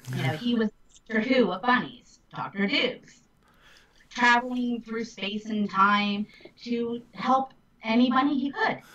That's awesome. That's absolutely awesome, and I think that answers your question, Angela, because Angela was asking where you were this PhD. Not sure if you can answer this. I know I can't answer this, but because I don't actually know a direct answer. But Mara was wondering. She's got a weird question. She's asking, can bunnies can bunnies eat bunny safe herbs directly? Like, can you give chinchillas okay. Absolutely. Yeah. As a matter of fact, well, like our herbal mixes, you don't have to, make them into a tea or make them into a treat or sprinkle them over food. They can just eat them. Yeah. It's absolutely they can eat them. Of course, they would rather eat them fresh. But, sending fresh herbs across the United States or even, overseas, it just doesn't end up nice. No, that's for sure. So you got Dr. Duke's animal farm or bunny farm, but that's really kind of just the store side of what you guys do, right? Like, as far as I understand, you guys also take care of rabbits as well. Right. Dr. Duke's Bunny Farm actually supports our rabbits here. We have 45 here. 45. Yes, we have 45. I want to come and play with all of them all day long. Absolutely. Yeah, we love having people over to, visit with the bunnies and play with the bunnies. And, most of them are really, really, really super friendly and not timid at all. And we have bunnies that range from a little under 2 pounds, which is Mighty Marty, all the way up to 22 pounds, which is Godiva. I want to cuddle with a 22-pound bunny Godiva because And her brother is 19 pounds, and they are like big puppies. They're fantastic. I have a weakness for giant Flemings and just giant big bunnies in general. So I just hear that and I go, I want a big bunny. I really do. Absolutely sweet. I mean, I love little bunnies as well. Like I got a Netherland dwarf and whatnot. And they're great and they're cute and you cuddle them but they're so tiny that you just like, no, I want a big hug. Well, sometimes, you can even lay your head on them and, like use them as like a pillow and they're fine with it. They're like, all right, that's fine. Yeah. Just don't pick me up. Yeah. I'll bite you. Yeah. Yeah, absolutely. And that's how I felt when I met Walter and Betsy, is that they were just such huge bunnies. They were, hey, whatever goes, right? We're good. We're big. You don't really threaten us. So, just, come hang out and stuff like that. But again, you don't want to pick them up. then they have an issue. Actually, I don't think, they didn't seem to have an issue with their owners, but I think strangers picking them up. Yeah. The big bunnies, they're super laid back. They're super friendly. They, of course, they don't want to be picked up. But yeah, I'd say if you have a younger child, they tolerate them better. The big bunnies, tolerate the constant petting and, and they're way less fearful. Mm. But I don't like kids around the bunnies anyway, but if you're going, if that's your choice, the big bunnies are definitely more tolerant. I'm with you on that one. I don't want to make judgmental calls because I have a married couple who are friends of mine, and they have two wonderful kids who, from a very early age, learn to respect animals. And the whole family has been loving animals. They have a farm, and they rescue animals and whatnot. And so the kids already grew up with that sense of treating animals with respect and being careful with the bunnies and fragile. And so they set an excellent example of how kids can be, but we also know that that's not always the case. So I'm like always iffy about that topic. I'm like, oh, it kind of grates on my nerves. I don't want to say anything bad about your kid, but we are seeing injuries, right? So such a delicate topic. I gotta know. I love the presentation. In fact, I am going to post this. I've already posted a link to your website, but I want to post it to this specific item because you know what I'm going to talk about. Oh wait, I can't. I don't think there's a link directly to it unless it's add to cart. No. But for anyone who is on the shop page. If you scroll down halfway through, I'll put the link up here. You'll see the Bunday box. You knew I was gonna bring this. Look at the presentation for the Bunday box. Look at I'm looking at these photos and I'm like, this is there it is. There it is. I didn't close it up so that we could, explore the things that are inside. Yes, There's this really cute box and it closes up, like this. It's so cute. Your cute bunny. Yeah. And inside, you will find bunfetti. And what this is it's all organic, everything that's in it. Kale, carrots, rose petals, lavender, and cornflower petals. And it's just a nice, sweet and savory mix for them. And, it's all the things the buns love. But notice there's not too much. So, just a sprinkle. So you get some bunfetti. And you get a little bag of tiny tasties. Those are so cute, yeah. And of course, the carrot cake.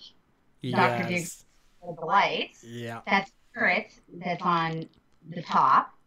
Shredded up carrot. And then you get 4 of these original tasties. They look like big pieces of candy.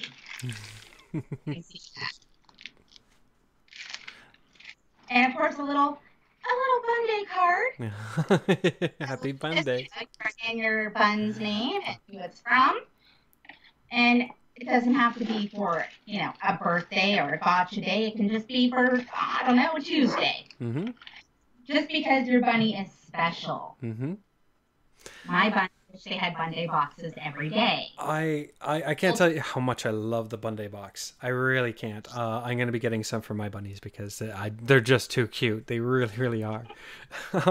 The presentation that you got, and I'm actually really impressed. I'll be honest with you. That's a lot of stuff packed in for like I'm seeing a price of $10 on the website, and if that's accurate, that is an amazing amount of things for $10. I mean, I can't even get, a filling meal for myself out of my own home for $10, right? So, Well, we have to keep everything affordable because we know what it's like to struggle, and and to be able to buy something special for a bunny, especially because bunnies are so dismissed. It's a bunny. That's what people think. But we as bunny owners, we all know that buying those little special gifts like that, it makes us feel good. oh yeah. Yeah, the happier And we see them, the more happier we are, right? exactly. Yeah. So we try to make everything as affordable as possible without actually, like killing ourselves at the same time. As everything that we make goes to our bunnies. Yeah. Which I think is the nice double effect that's happening there. So you've got a variety of products that people are definitely interested in. I mean, you've gotten excellent feedback. You certainly have my endorsement. I love your products. We still have the, help me out here, the Ouchie, is it called the... Ouchie ointment. Yes, the Ouchie ointment, which actually did come in handy. We had an emergency last year, just a little bit of a cut. That wasn't the emergency part of it, but there was a little bit of cut involved, and the Ouchie treatment was very, very nice. Yeah, I mean, I love your packaging and everything that you do, right? So I look forward to I don't think I came across you. I'm trying to remember, last year did you have the Bunday box, or were you talking about it, or were you just coming up with it, or... We had the Bunday box. However, we were only taking them for pre-orders for Bunday. Okay. Because it's just so much to put together. We didn't know if we would even, have enough once we got there. So we just took those for pre-orders for Bunfest. Bunfest, yeah. Well, I mean, you're definitely going to get an order from me. Wait, I should actually confirm. Do you ship to Canada? I do. Okay, so you will be getting an order from me then, because I definitely want to get some for my bunnies. And I'm hoping that other people are I see some activity happening in chat. I know that Ken, by the way, thank you. He's typing in chat and helping with that. Thank you so much, because trying to juggle both is a little difficult for me. But I'm hoping other people are. I had to point out the Bunday box, because when I was on there, I was like, okay, I want to talk about a lot of these items, but this definitely has to be on there. Which makes me curious. What are some of the best selling or the most popular, or the ones that people are striving for? The Wonder Bites are huge.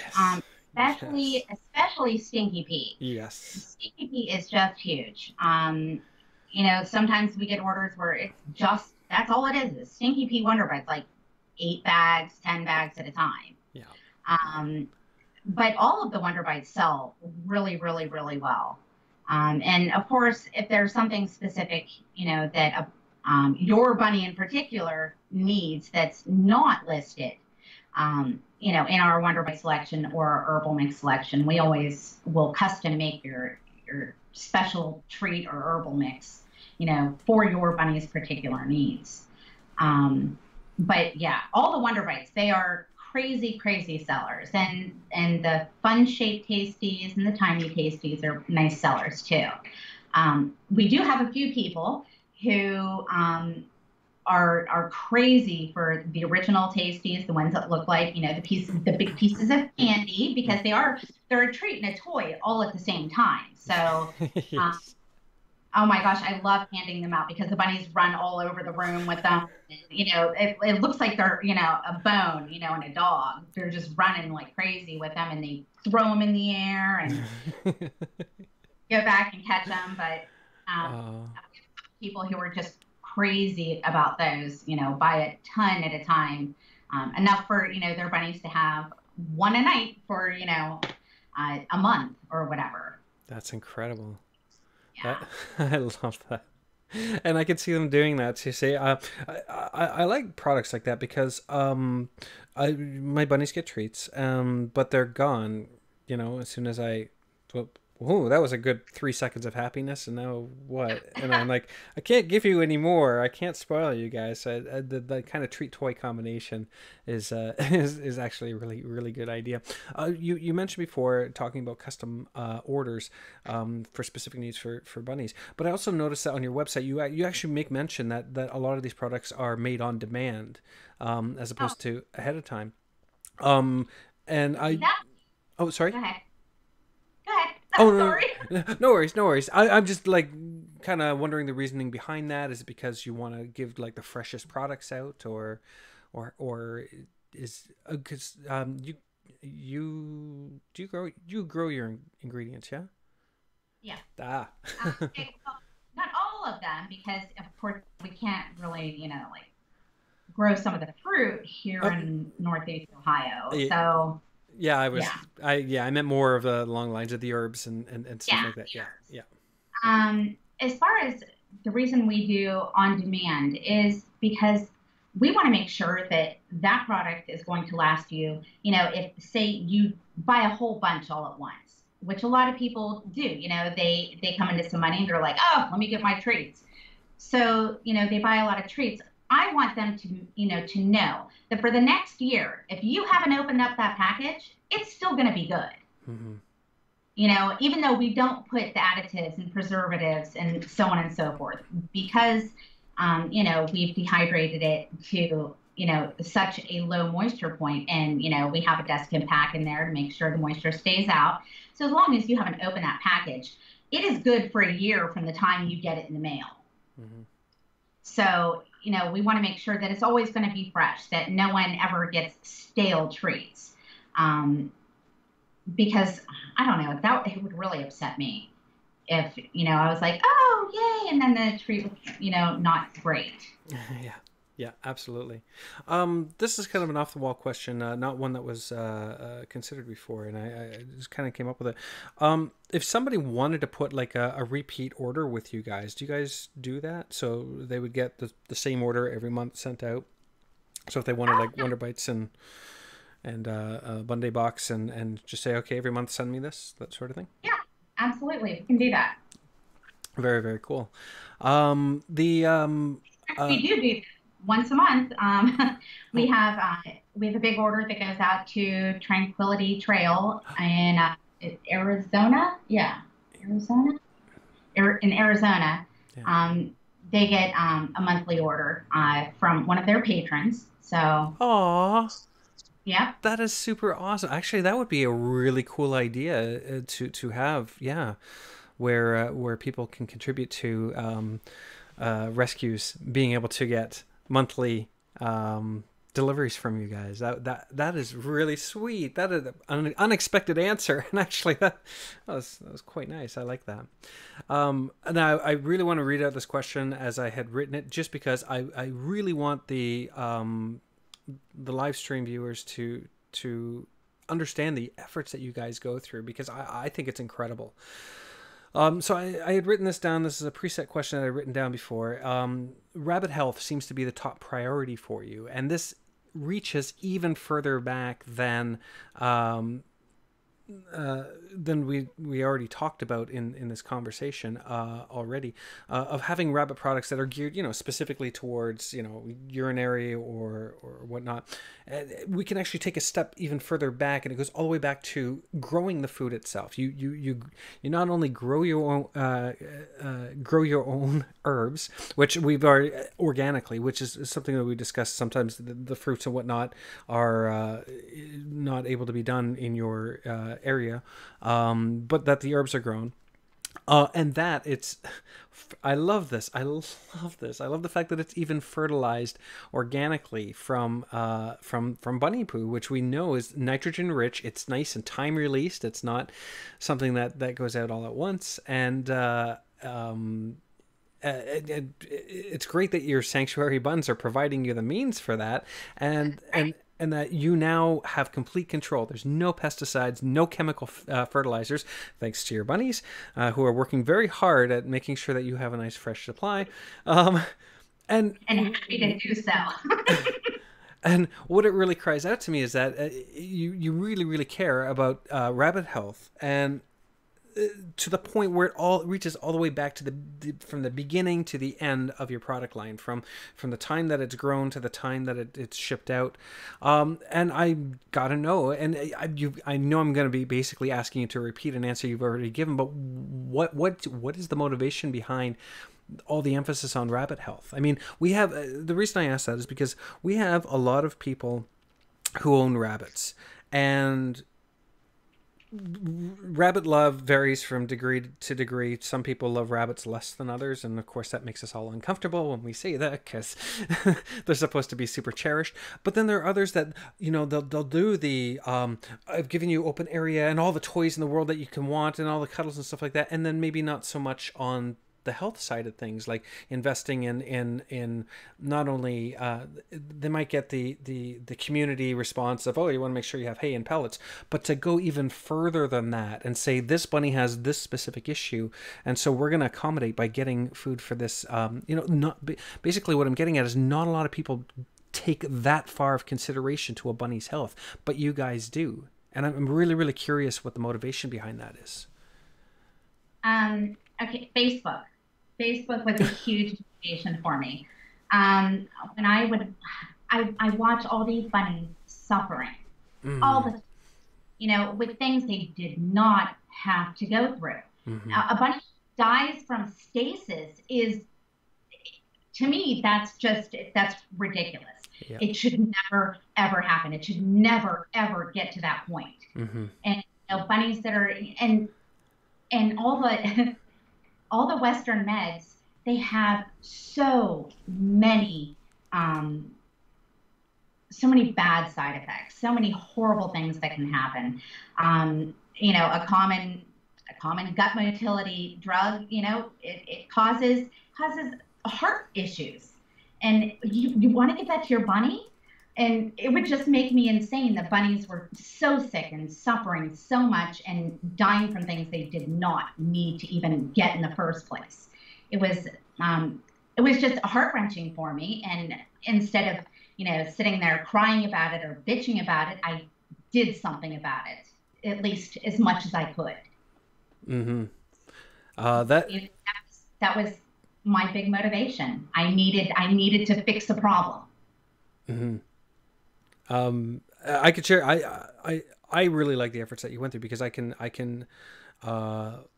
not just empathize, but I can connect with you on that level of the Facebook posts that come by, and you're cringing at what shouldn't happen. I like the fact that you took the extra steps to working towards the resolution of that, because that's a step I obviously didn't take. I went down the magazine path, but we all do what we can, what we know. Yeah, and I think it's incredible that you have that knowledge and that you've put it into practical use that helps other people. I find that very, very commendable is what I'm going at with that. So that's brilliant. Did you have any questions or anything, or anything else you would like to talk about before we wrap up? Oh my gosh, what was that one? Oh, for rescues, if you're a rescue, get hold of us, and anything you order, we'll give you a 20% discount. Oh. I think at one point I had that on the website. I'm not sure if it's still up there, because when I redid the website, things got dropped off. I'm not incredibly tech savvy, I admit it. But yeah, if you're a rescue, get a hold of us. If you want to make an order, and you will get 20% off. So, or if you want to send to a rescue, and oh, that is awesome. So if you are a rescue, or you want to buy on behalf of a rescue and have it sent there, right? yeah, if you're having them sent to a rescue, yeah, we'll give you 20% off. Oh, that's wonderful. Okay, so how if they want to take you up on that offer, what would be the best method to be able to communicate with you? To take... You can call me. My phone number's up on the website and Okay. on the contact us page. You can Mhm. call me. You can text me at the same number. You can email me. My email's up there on the contact us Okay. page. You can message us on Facebook. So there's a whole bunch of different ways to get a hold of us. One of these days, I'll either be tech savvy enough or make enough money to be able to And get somebody to run the that for you. right buttons from PayPal to be able to, just if you type in this code, but we actually have to do it manually. Oh, I see. I see. Yeah, in order to process a coupon code. That's wonderful. Yeah. So, I was actually surprised. I didn't know about this offer, so I'm happy to actually be sharing that on the stream. If you are, sorry, is there a time limit on this? No, it's all the time. Oh, it's all the time. Forever. Okay. Yeah. All right. So yeah, just to reiterate, if you pop onto their website and you are a rescue or you want to buy on behalf of a rescue, don't just go ahead and do the purchase. Make sure you go to the contact us page, connect with them first, and that way we can get sorted out that what you buy for the rescue will give you 20%. That's 1/5 off the price. That's 1/5. Now, the Bunday box, for example, is already cheap. I know. So to even drop it even further, that is incredible. That is wonderful. You guys are amazing at what you're doing. I absolutely commend you for it. Thank you. But I will need to wrap up the interview and just kind of close up the stream. We're going to spend a little bit more time on the virtual Midwest Bunfest page. But aside from that, I really, really, really thank you for taking the time to do this interview with us because. Thank you for having me. Sorry? Thank you for having me. Oh, you're very, very welcome, and I'd like to work together more with you because I think this is an awesome idea.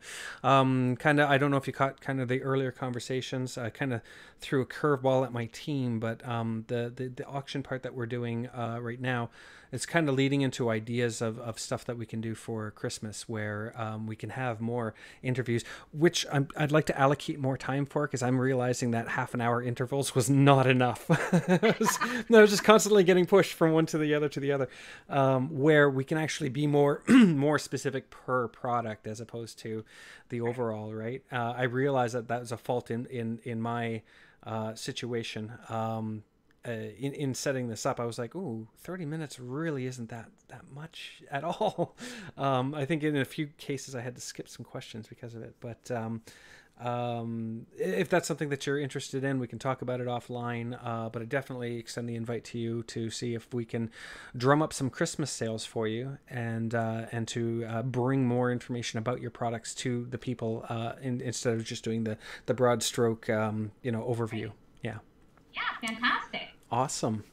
All right. Well, I wish both of you a very, very good evening. And again, thank you, Ken, for helping me out in chat. That was good. And I'll take you I'll take you off of Skype and off the stream for now. But I can't wait to talk to you again. All right. Nice talking to you. Nice talking to you too. Take care. Bye. Bye-bye.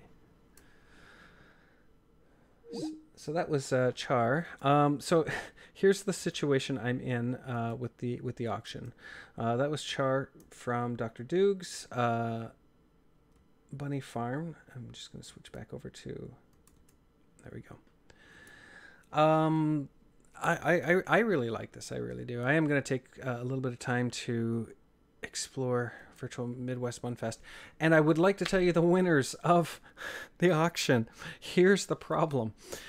In order for me to see the winners, I need to log into my admin for the website, which I don't recall the username and password for. It is on my other computer. So I'm going to ask that you just, if you could just be patient for less than 1 minute. I am going to go and get that laptop so that I can actually announce who the winners are of the auction. So just give me 1 moment, and then when I come back, I'll announce the winners. We'll do a little more exploring of Virtual Midwest Bunfest, and then we'll wrap it up because it's been about 3 hours for me so far. Just spilling over that. So I will be right back in, you can count it down 1 minute because it's not that far away. Okay.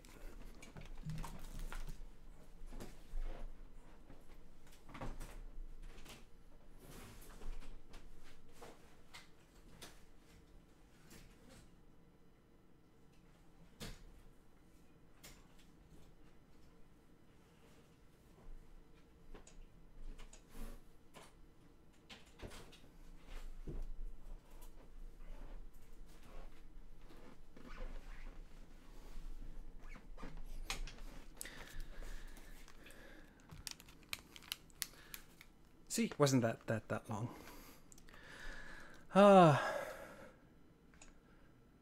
ICBM, no, thank you for joining the stream. You actually had a lot of excellent questions and brought out things that... What are you doing? I don't want to know what this... I hope I didn't mess anything up. I just had like something similar to a BIOS screen. It might take me a little more. It was a minute just to retrieve the laptop. Might take me a little more than a minute to get the winners. But what I'd actually like to do, ICBM, is live stream from Midwest Bunfest themselves. We tried to do it 2 years ago, but I underestimated the technical team of the venue that they were at. Basically what I wanted to do, because I knew that they had Wi-Fi there, was I was going to use a phone as my camera, and I was going to use just a simple little computer that would have the broadcasting software to send it out, and I was going to do a nice little live stream from there. In order for this to work, the camera and the laptop need to see each other on the network, which a standard setup allows you to do.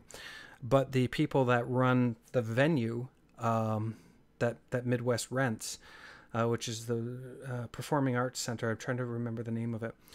Their technical staff is very clever and very secure.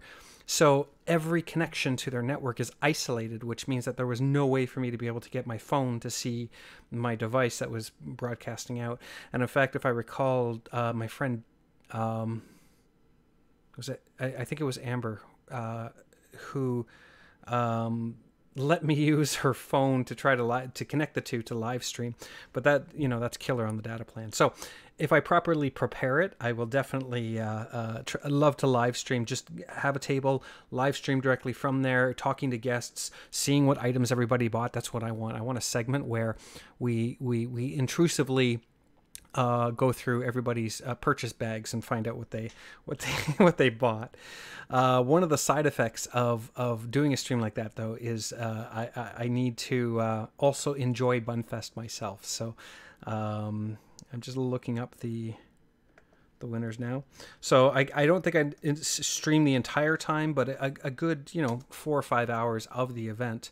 I think that would be a pretty good capturing of interviews with the various guests, and as well as talking to the people there and finding out the stuff they bought, because come on, I'm a little bit nosy.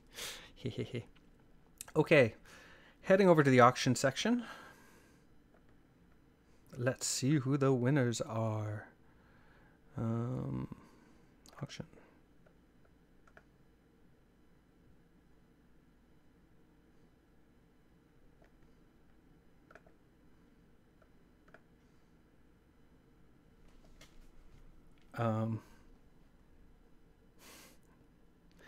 This, by the way, this is the first time I've been using this software.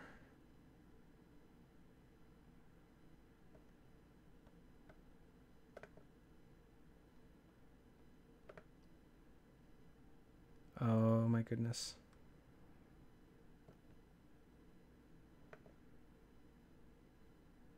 Oh. Whew. Okay. So as I was flipping through, I was getting a little worried there because results were not showing up for me either. And then I saw a slight little link for expired auctions. So I was like, oh, thank goodness.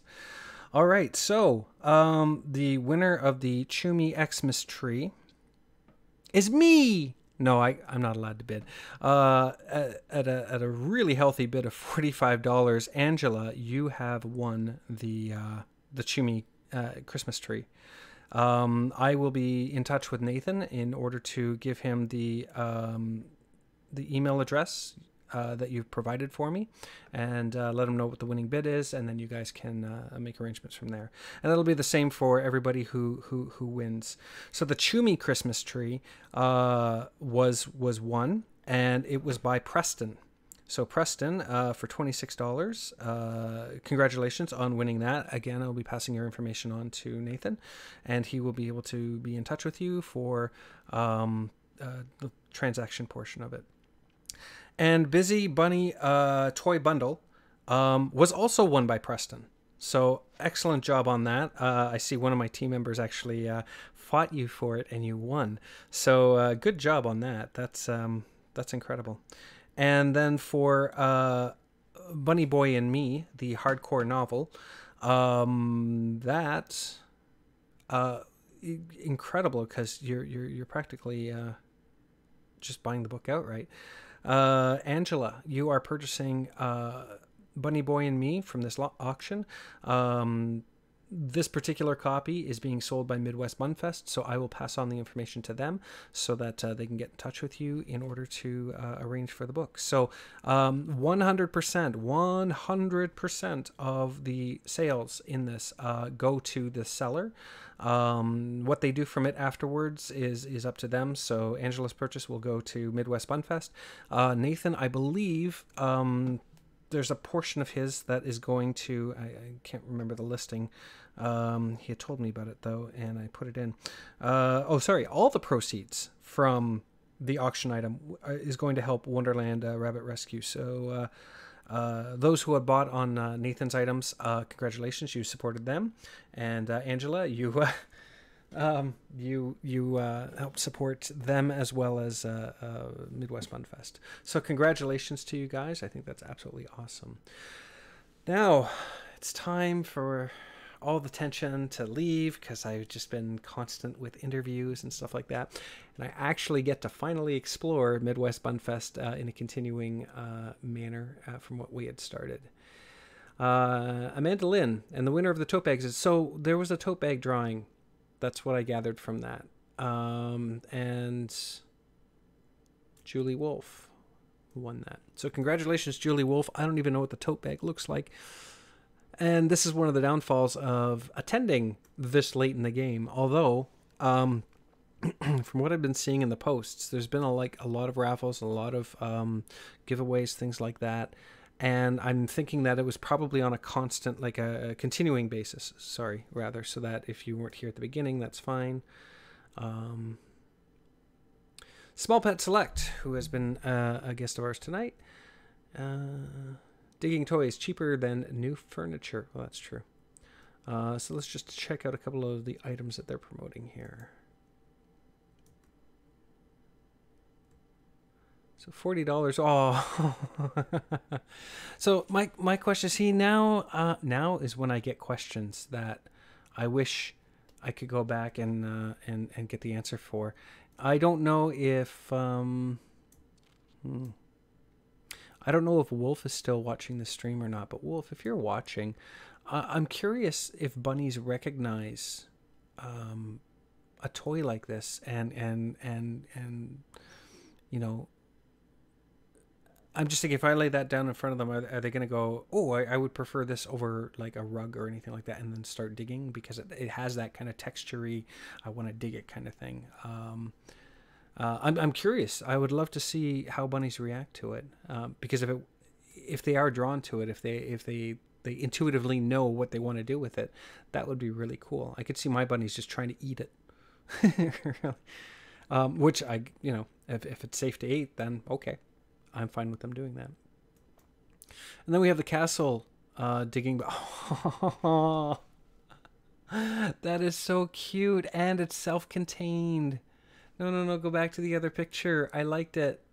I liked it. Oh, wait, the second level gives an even better covering to it. Let's go back to the other picture. I like this.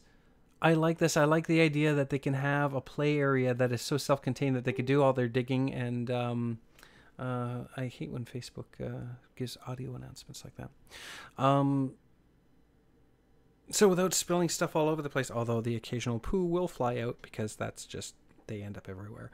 But I love this concept. So they got their hideaway, they can pop up top here, and then have a play area that's self-contained. That's brilliant.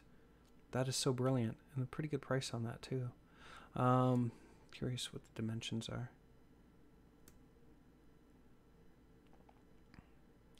34.5 inches by 18.25 inches by 11 inches.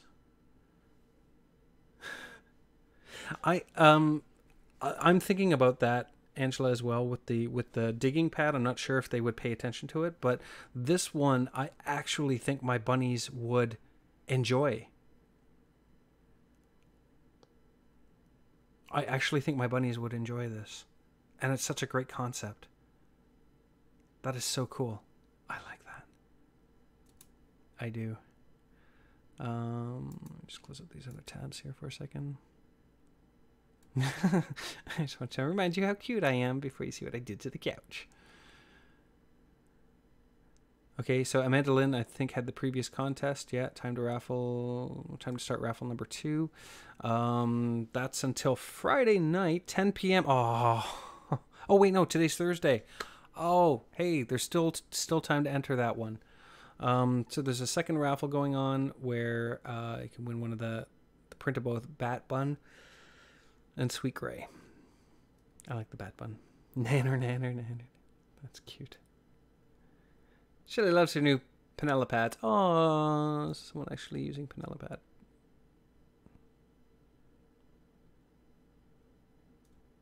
Okay, so I'm curious. So is Penella pads then? I'm trying to remember because there was the Penella pads, and I think there's a Penella pads Plus, I believe. I'm trying to recall.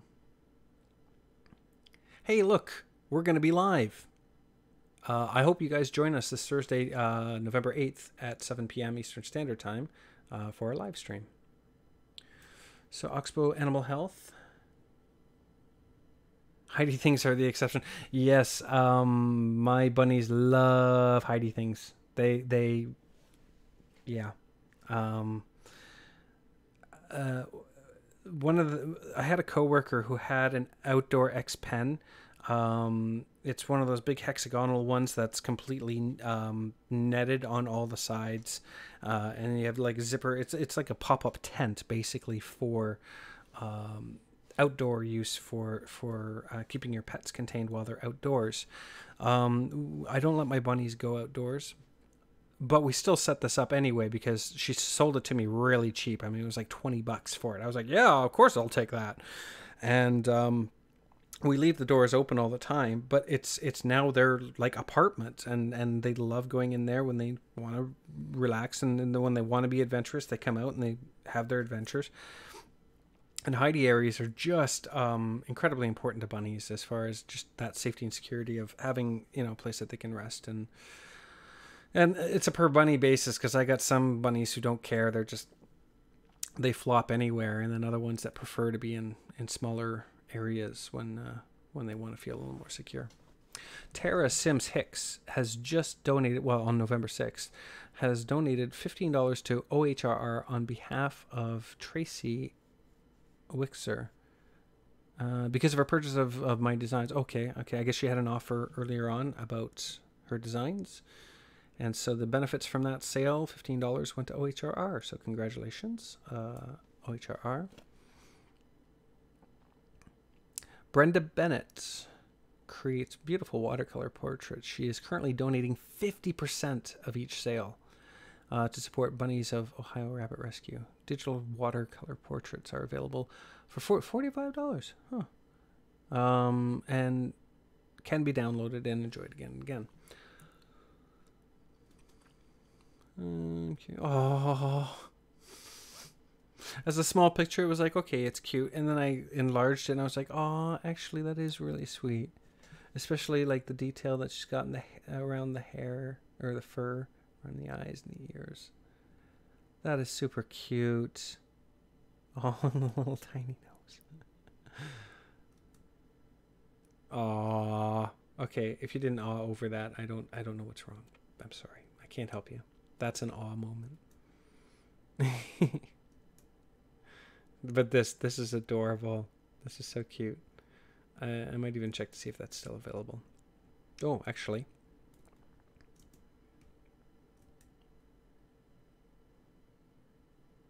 Oh, it might be just... Okay. I'm not sure if I can buy that specific one because this is more of a custom pet portrait, but we can see. Okay, I'll probably just do maybe about 5 or 10 minutes more and then wrap up. What kind of personality does your pet have? We won't go through the quiz, but I'm a little curious. Just I'm just gonna open up the front page of it and.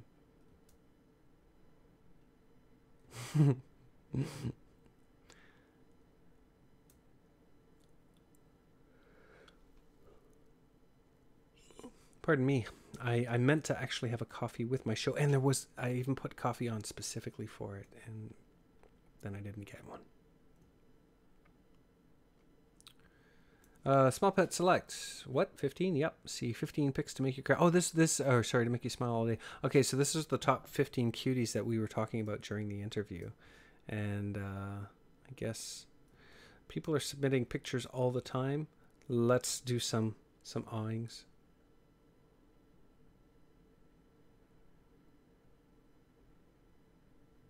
Oh, you didn't see the live stream in Chrome? Oh, no. Interesting. I don't know why it wouldn't have popped in. Oh, no. The page does not exist here. Aw.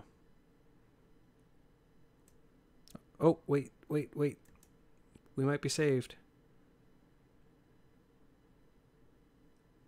There we go. Oh. Top 15 cuties. Try this again.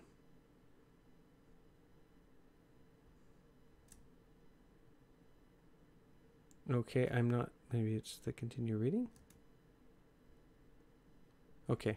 Not sure how to navigate through that, so I will leave that unless we can look at a previous entry.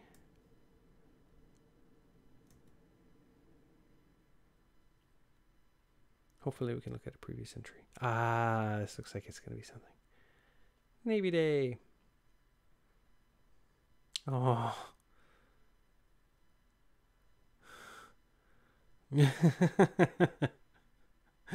That's too cute. Oh. Bunny. Oh. I like this. I love the little hammock idea. Oh. Whoever's this is so sweet.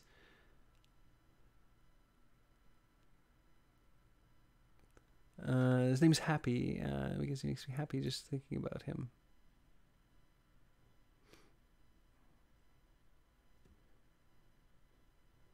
And Albie. Oh. Honey Nut, what a cute name. Oh my goodness, Honey Nut. I the last time I was at the vet's, we were just doing a checkup on one of the bunnies. There was a girl there who had a little hamster, and the hamster's name was Potatoes. I just like that name. I think it's so cute. Potatoes. Come here, Potatoes. I think that's just adorable. And now you probably think I'm like, really? Really, dude? Potatoes? But potatoes. It's just such a cute word to say. That's so cute. I like this idea. I really do. I'm not gonna steal it from them for Bunnyzine because we do get tutorial or pictorials regularly, but I do like the idea. That's so cute. Hey, it's one of the yeah, we had just seen this, the digging box. That is so cute. I loved it when I got I broke down and got one of the Ductig IKEA beds that everybody's got for their bunnies. I ended up getting one, and my bunnies use it all the time. It's so adorable when they just, yep, this is my bed and I'm gonna lay down in it. It's like, oh, so cute. Repurposed hay box. That's awesome. Oh, too sweet, too sweet. Thank you, over analyst. I know we're gonna be ending in a few minutes, and I know you missed out on some of the stream. I guess the notification didn't kick in. But I was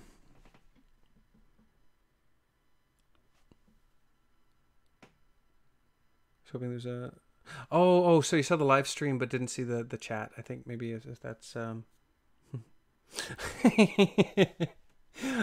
Angela, it's funny because the bunny that uses the bed the most is my bigger bunny, Chima. She was a rescue from St. Thomas. She was found abandoned when some neighbors moved away, and then we were called in. And she's a fairly sizable bunny, and her husband is a tiny little bunny, and he's yeah.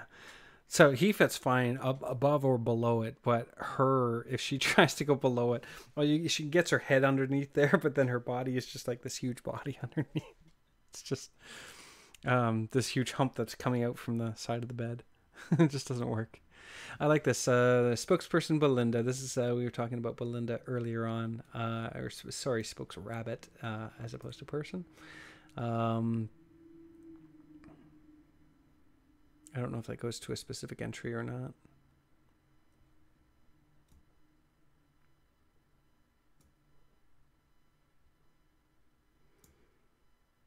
I think that just goes to their page.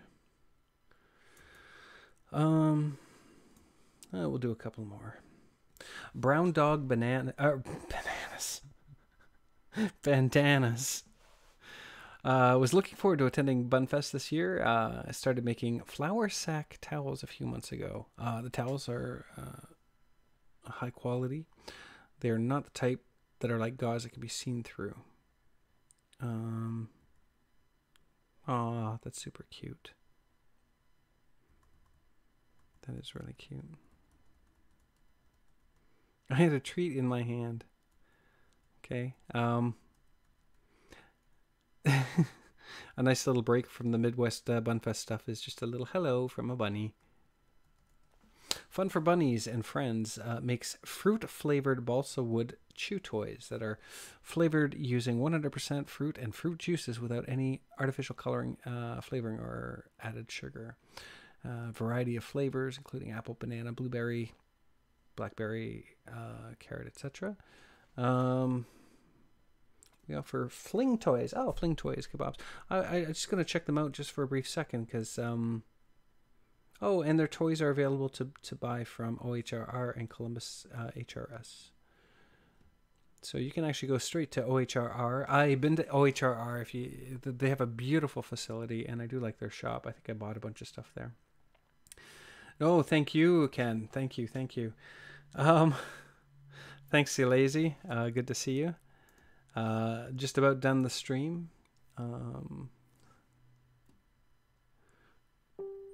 Go crazy over which blocks. These balsa blocks, is this the one that you're talking about, Angela? Because these look really cute.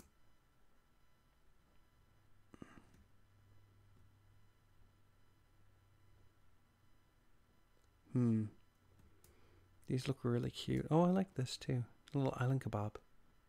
Yeah, flavor bomb. Just sent you a picture of Cadbury and Godiva on FB Messenger. Okay, I will check into that. That will be on my other account, so I won't be able to see it at the moment. Oh, these are cute. So the flavored blocks, they're recognizing the flavor and actually going for it. Because I'd be really, really curious about trying this.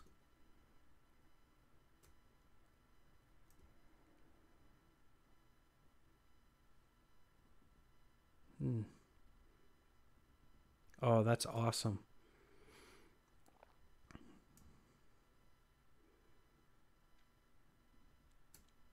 One of the perils, of course, of being in Canada is that, and this is why I did like a boatload of shopping when I was in Columbus, Ohio, is that as soon as you cross the border, the shipping rates go up so high. But people seem to be very, very reasonable with their rates from the prices that I've seen. Just a little bit more about Bunny Barn. Just a few more examples of the things that they have. Who were a guest. Hey, we know some people who won all these prizes. That's awesome. There's the three right there. The regular tree, the Christmas tree, and the bunny bundle, toy bundle there. Hay feeders, awesome. I particularly like the round ones for playing, because they do end up tossing them around quite a bit. But I like this idea, a four-sided hay I don't want to say trough, hay holder, really. I'm guessing that the lid pops off and you just fill it up that way. I actually like this. If I can trim down on at least, part of the mess that they make with loose hay, this is kind of inventive. It's not kind of inventive, it's really inventive. I also like the ones that have kind of those built-in hay troughs or holders as part of the litter pan set. So it's like a boundary box for their litter, so it doesn't go all over the place, and yet keeps their hay, or at least the hay that they're supposed to be eating, because sometimes we use hay as part of the litter bedding as well. And we'd like to discourage them from eating the ones that they're soiling. So, having a trough like that would be great, or hay holder. I like the shirts. Yes, life is better with a bunny. Oh, I want this. Because everyone needs to know that I love bunnies. Well, they don't need to know, but I like telling them. Okay. So I think maybe in about a couple more posts here, we'll. The Bun Hatter sanctuary houses. By the way, I love the Bun Hatter stuff. The creative pictures that got some of their books. I just absolutely love the Bun Hatter.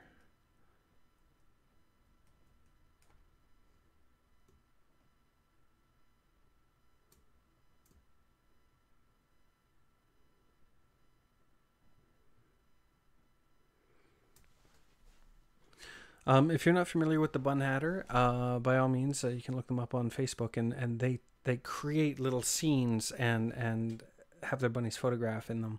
Things like Doctor Who scenes, and in this case, the Bob Ross scene. And they actually have a book retelling of A Christmas Carol with an entire cast of bunnies. It's really, really adorable. Definitely, it's part of my bunny book collection. It's awesome.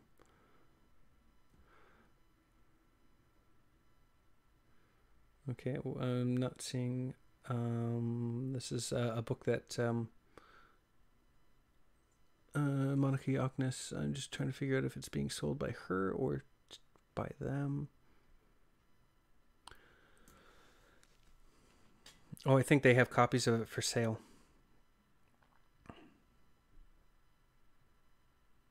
Oh yeah, so there it says right there.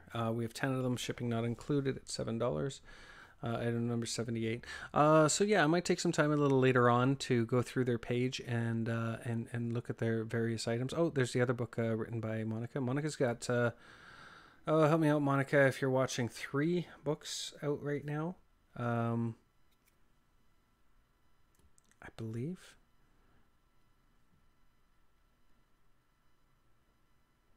It's possible that it's 4. This is really cute.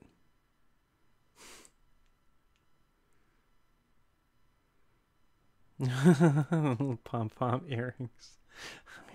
It wouldn't be for me, but I still think they're really cute. Let's just say if somebody was wearing them, I would definitely compliment them on it and let them know it's super cute. That's so cute. Oh, car magnet.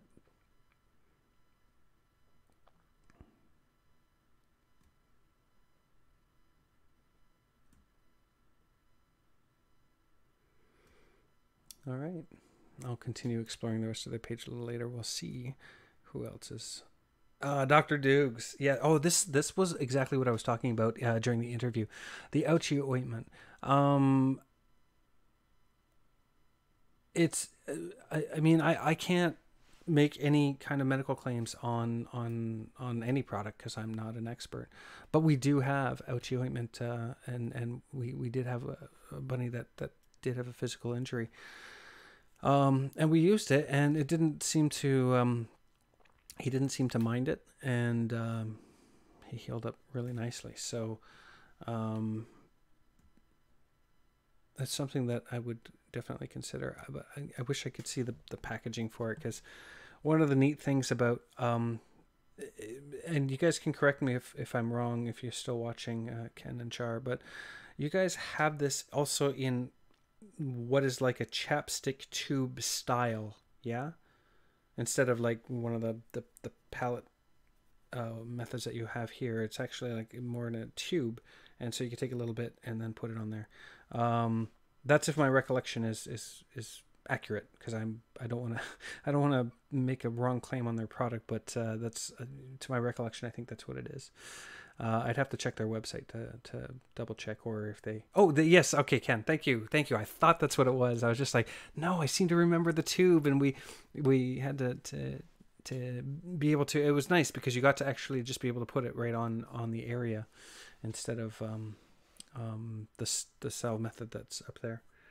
That's wonderful. That is so cool. So yeah, if you get a chance, I'm guessing that this is one of the... When it comes to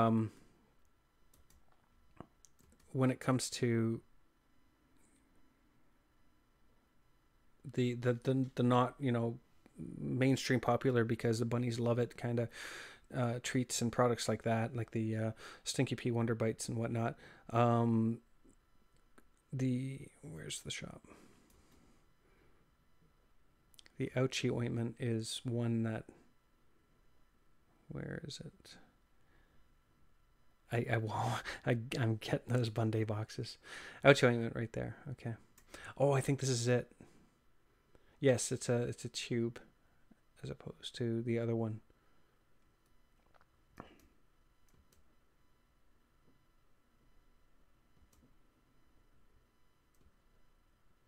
It's the on-the-go travel size that I'm thinking of, and it's really, really, really cool. And they have to sell well, because this is something that you would want to have in your medical kit for home. I like them too. I like everything that we're seeing so far. Okay, so that was her raffle. I really had the best intentions of doing this on the day that it opened, which was October 27th. The issue for me was that I work on weekends, so I'm only free Wednesdays and Thursdays, and this was really the only opportune time that I had to do this. So I feel bad that we've missed out on some of the raffles and things like that, but I am happy to see that a lot of these listings still have products for sale, and we're seeing a lot of really cute and wonderful and also practical and useful ones. The Copter XL, was it? The Buncopter XL. I love that. I think it's absolutely brilliant.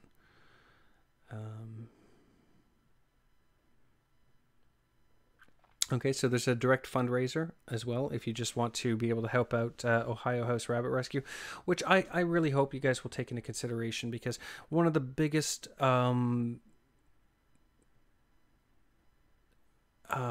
impacting parts about the cancellation is the fact that OHRR, as well as the vendors, lose out on the potential income from the physical sales. And I think this idea of having a method of, I had purposely saved up some money specifically to spend at the trip. Like, this was like, I'm not going to return home with this money. I'm going to return home with a suitcase full of bunny products, and that's what I intend to do, just more on a virtual aspect now. So I'm going to be making sure that I spend money as well, but to directly contribute to Ohio House Rabbit Rescue would be great. I want to see if they got anything that they have on for sale, such as the t-shirts and stuff like that, because I'd love to go and buy them. Oh, hey, more Doctor Who stuff. Oh, this is what we were talking about earlier on.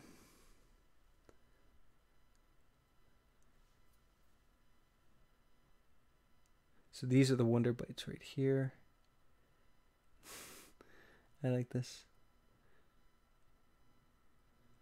Oh, wait.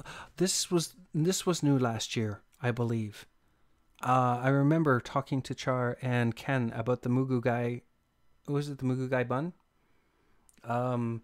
Because the boxes, the little takeout Chinese food takeout boxes were so cute. This is what I mean. Their packaging is really, really, really cute. I don't know too many companies that put that much effort into it, and they're selling at Midwest. They're going to sell at the location too. So at OHRR, that's what I did. Just donated what I was planning to spend. Yeah, I'm not going to donate what I plan to spend, because what I plan to spend was going to go to the vendors, and only a portion of it was going to go to Midwest Bunfest. And I still want to uphold that, because I still want to have that balance between, yes, OHRR, this is a fundraiser event for them, but this is also a vendors event where, you know, when you know that you got this audience coming by and you're expecting some potential sales out of it, we want to make sure that still happens, right? I don't mind buying. I prefer to buy it physically there, and that's only because as soon as it hits the border, shipping goes up for Canadians. It's really, really horrible how, like I got this package, for example, today. This is about $85 worth of stuff, and shipping on it was about, I think it was about $50 or $60 just for the shipping. And I always feel like, really? And the thing is that I had tested it out, and if I had it shipped to Detroit and then just picked it up in Detroit, shipping would have been, you know, whatever, $10. I'm like, come on. So I don't like the fact that there's no way around shipping, especially because I think we're on some kind of a rolling strike right now, or a rotating strike, where the mail will still run, but it's going to be a lot slower for the next little while, as far as the last I heard on the news, but I don't know if that's going into effect. But in the U.S., it's shipping's much easier than it is here. So I actually had a preference for going in there, filling up my suitcase, and coming back with all these goodies. And it just means I can buy a little bit less, because I will be spending a little bit more in shipping than I normally do. But I can still get the stuff that I want to get. I mean, Bunday boxes are light, and I like them. So now something like Nathan's, like the Bunny Barn, getting something like that, I would actually make the effort. I mean, we're talking about a $200 item, which I probably would combine with a few other things, because if I'm going to make an order like that, I wouldn't mind getting, you know, 3 or 4 different structures built, and just kind of prepay that, wait till it gets built, and when it gets built, actually make the drive to there, because the weight alone, by the time it reaches across the border, the shipping is going to be very, very expensive to go to Canada, and it would actually just be cheaper just to drive there and go and pick it up and come back. So something like that, I'll make arrangements with Nathan on that, as opposed to doing the shipping thing. Oh, these are really cute. So this is Tara Sims Hicks, who talked about the $15 donation earlier on that she made to OHRR. Oh, and she will donate 15% of the sale, which is an increase from it being originally 10 to OHRR. Oh, wait, that was just for the 3rd and 4th. So maybe she's just back down to 10%. I'm not sure. But I'm liking what I'm seeing so far. Let's check this out. I really was supposed to... Oh, come on. Please resolve. Thank you. I really was planning on ending the stream like 10 minutes ago, but now I'm like just kind of fascinated with this stuff. Oh my God. I like this. This is very similar to... I wonder... Oh, I wonder if this is the same designer as what I bought. Oh, I kind of want to go and retrieve it now, but I can't. Um, I think this is the same designer. Because I fell in love with these. Yeah, they're metal and they're three-dimensional scenes. Now mine was like taking uh, uh, a strip of metal, bending it into shape, but it's got a fair bit of width to it. So in that slight width in the inside of the area, there's a three-dimensional scene of bunny and trees and all this stuff happening, all contained within this one metal strip. And I was floored. And it was similar to these prices. It was pretty. I think it was 150 or 160 for it, and it was incredible. It was so amazing. And I remember the first year I went to Midwest Bunfest, I fell in love with it, but I didn't bring enough money for to justify buying it. And so the second year that I went, I was like, no, I'm saving up a lot of money. I'm making sure I get it, and I did. I got it the second year, and it's so beautiful. It's so beautiful.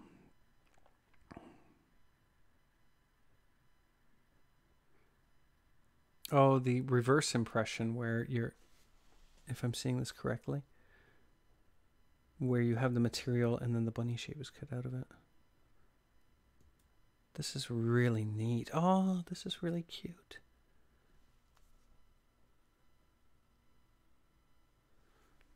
Oh my goodness. I really like this.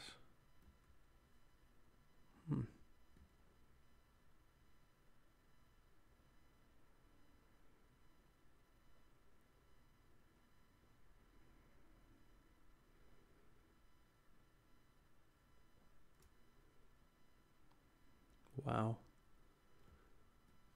I'm definitely going to have to check out more of Terra Vista Designs.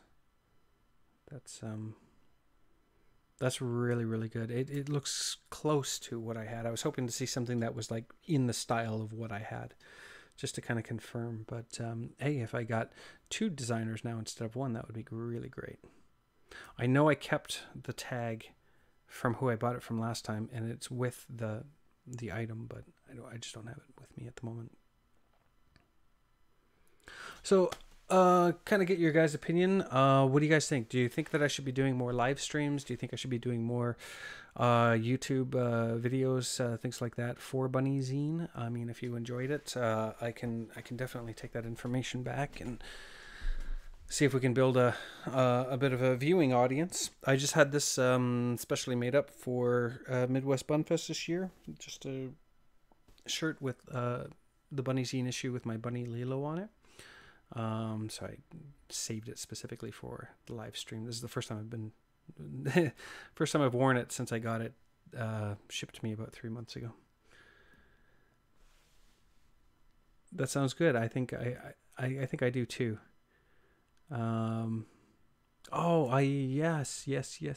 Yes. That's what I was looking for.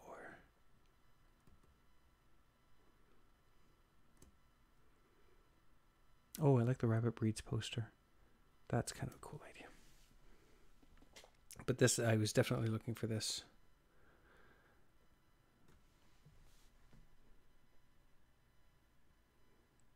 Okay. $22 to $24. I will absolutely buy one of those. Oh, I should double check, although I'm not worried about it. Shipping. Okay, I'll find out a little later whether or not they ship to Canada, but I'm really not worried about it because if they don't, I have people who live in Columbus, Ohio, who can buy one for me and they can ship it. So we'll find out. Either way, I will make sure I get one of these shirts because I love Penny Collins. I worship all of her work. And so it was great to see Penny Collins' artwork on Sammy on the Midwest Bunfest logo or t-shirt for this year. That's very, very cool. Yeah, I love them. Bunnykiss Rex. I think this is really cool. They had two designs going on. I think this. Do we have no? But I think they're only just selling the one. So yeah, this was the other one.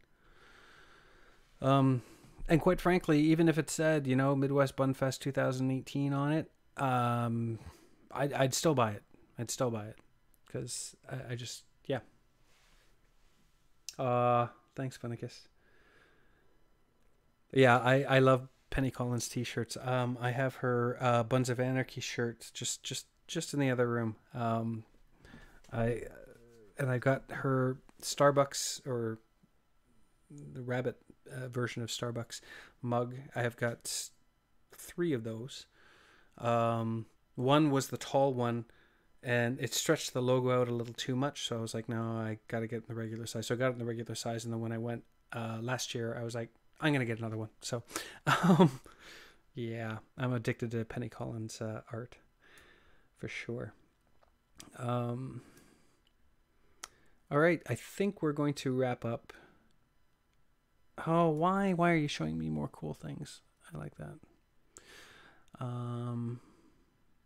I think we're going to wrap it up for now, but I kind of like to do something like this on a regular basis where we're actually exploring various things that have happened in the bunny community. I mean, it's nice that Midwest Bunfest organizes this all into one area, but I think that things like this should happen more often.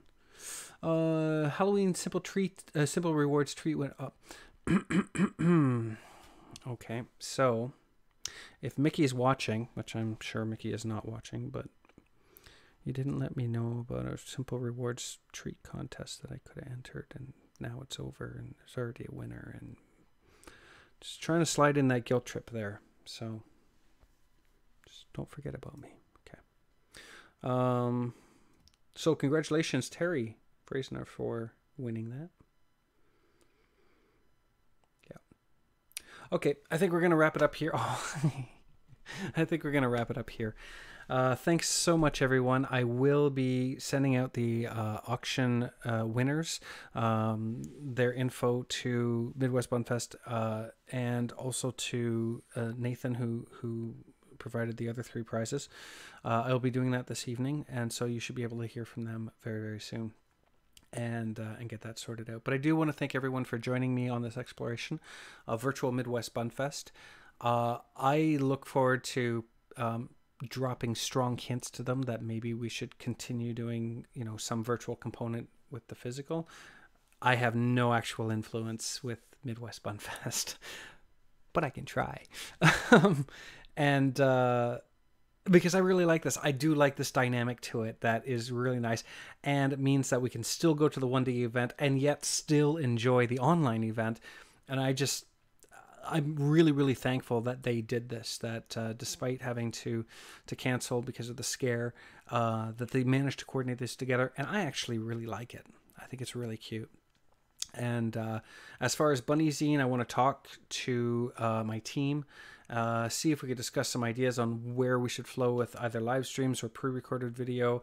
I kind of want to do a better auction video because this was kind of like spread out amongst.